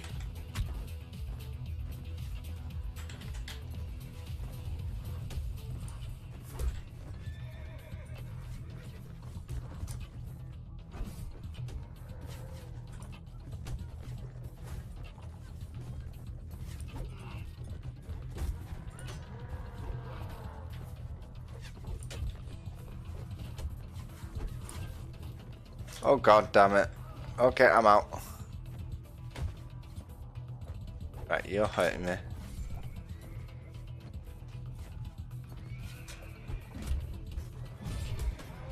Oh boy. I'm about to get pounded to the floor. Yep, that was my fault.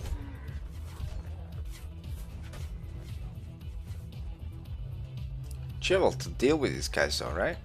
I mean, come on.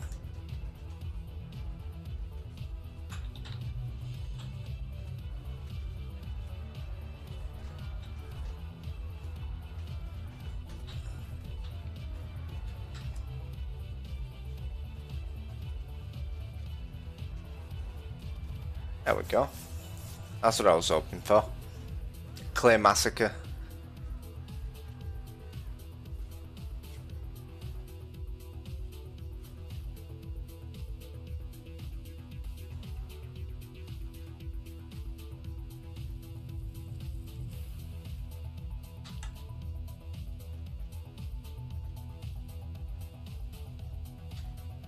Yeah, so you know how they're implementing destructible objects in Bannerlord? They should implement destructible characters. So like you said, if you hit someone at full speed with a mace on the face, it should deform their hitbox.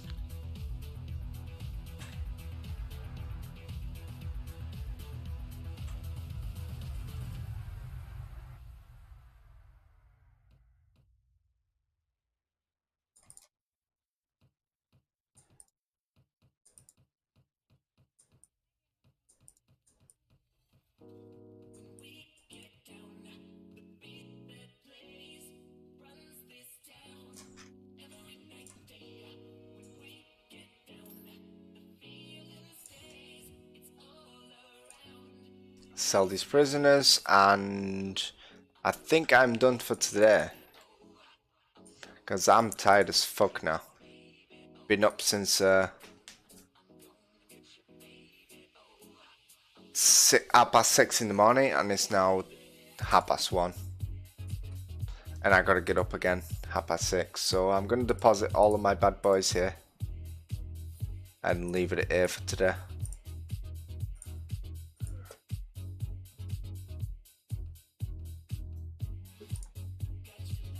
Yeah, they feast on other tribes' intestines. That's what Swadian gods feast on. Because all you need to do is F1, F2, follow for a little bit until they all spread across the map, and you've got about 150 Swadian knights behind you. And now you click F1, F3, and then suddenly you've got so many Swadian knights going like that they don't even know where to look. And then you get so many kills that your screen just goes fully green. Actually, in the original Mount and Blade, you know, like OG Mount and Blade, none of this warband shit. There was only Swadian versus Vegas, and the Vegas has some really good archers, man. I missed the old school Vega archers.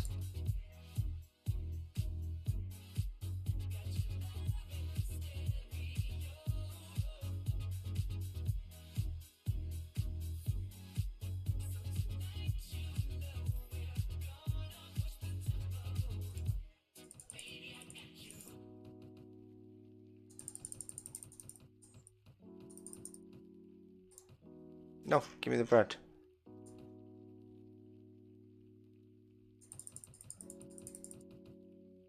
What happens most of the time is they call for you to join the campaign. They all stand near the city for the next 4 days. Before they actually head out, they decide to call off the campaign and proceed to keep making feasts for 3 weeks. Sounds like the Nords, that shit. I usually play as the Nords when I first start campaigns. Always Nords. And that's what I tend to find they do. They're losing cities left, right and centre, but they decide that it's better to call in a feast instead. I need to save this guy. These 2 guys, actually. Because now, because I've done this, they're going to be like, oh, you're our saviour. Oh, thank you very much. I'm like, yeah, no worries. Just stop bitching every time I give a castle to someone.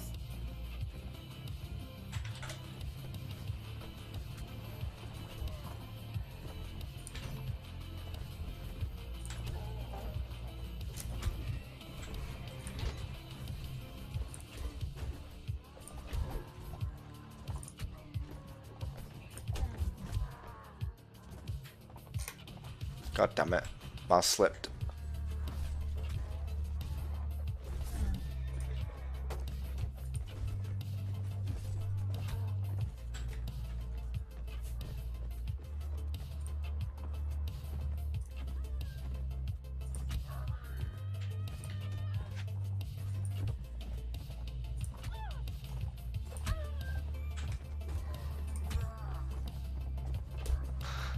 Yeah, the knights are very hard to kill, but their weapon proficiencies are very low compared to other elite units, and their skirmishes are garbage. Yeah, but with the Swadians, I could take on, with the 100 Swadian knights, I could take armies of 400.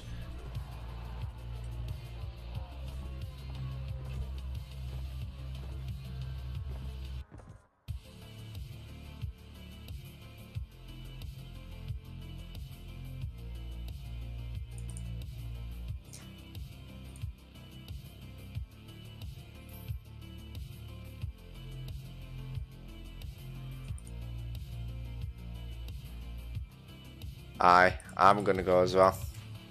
Like I said, it's getting really late and I need to get up early in the morning. So yeah, nice one. Thank you for showing up, and I hope you guys have a good night. I'll see you later.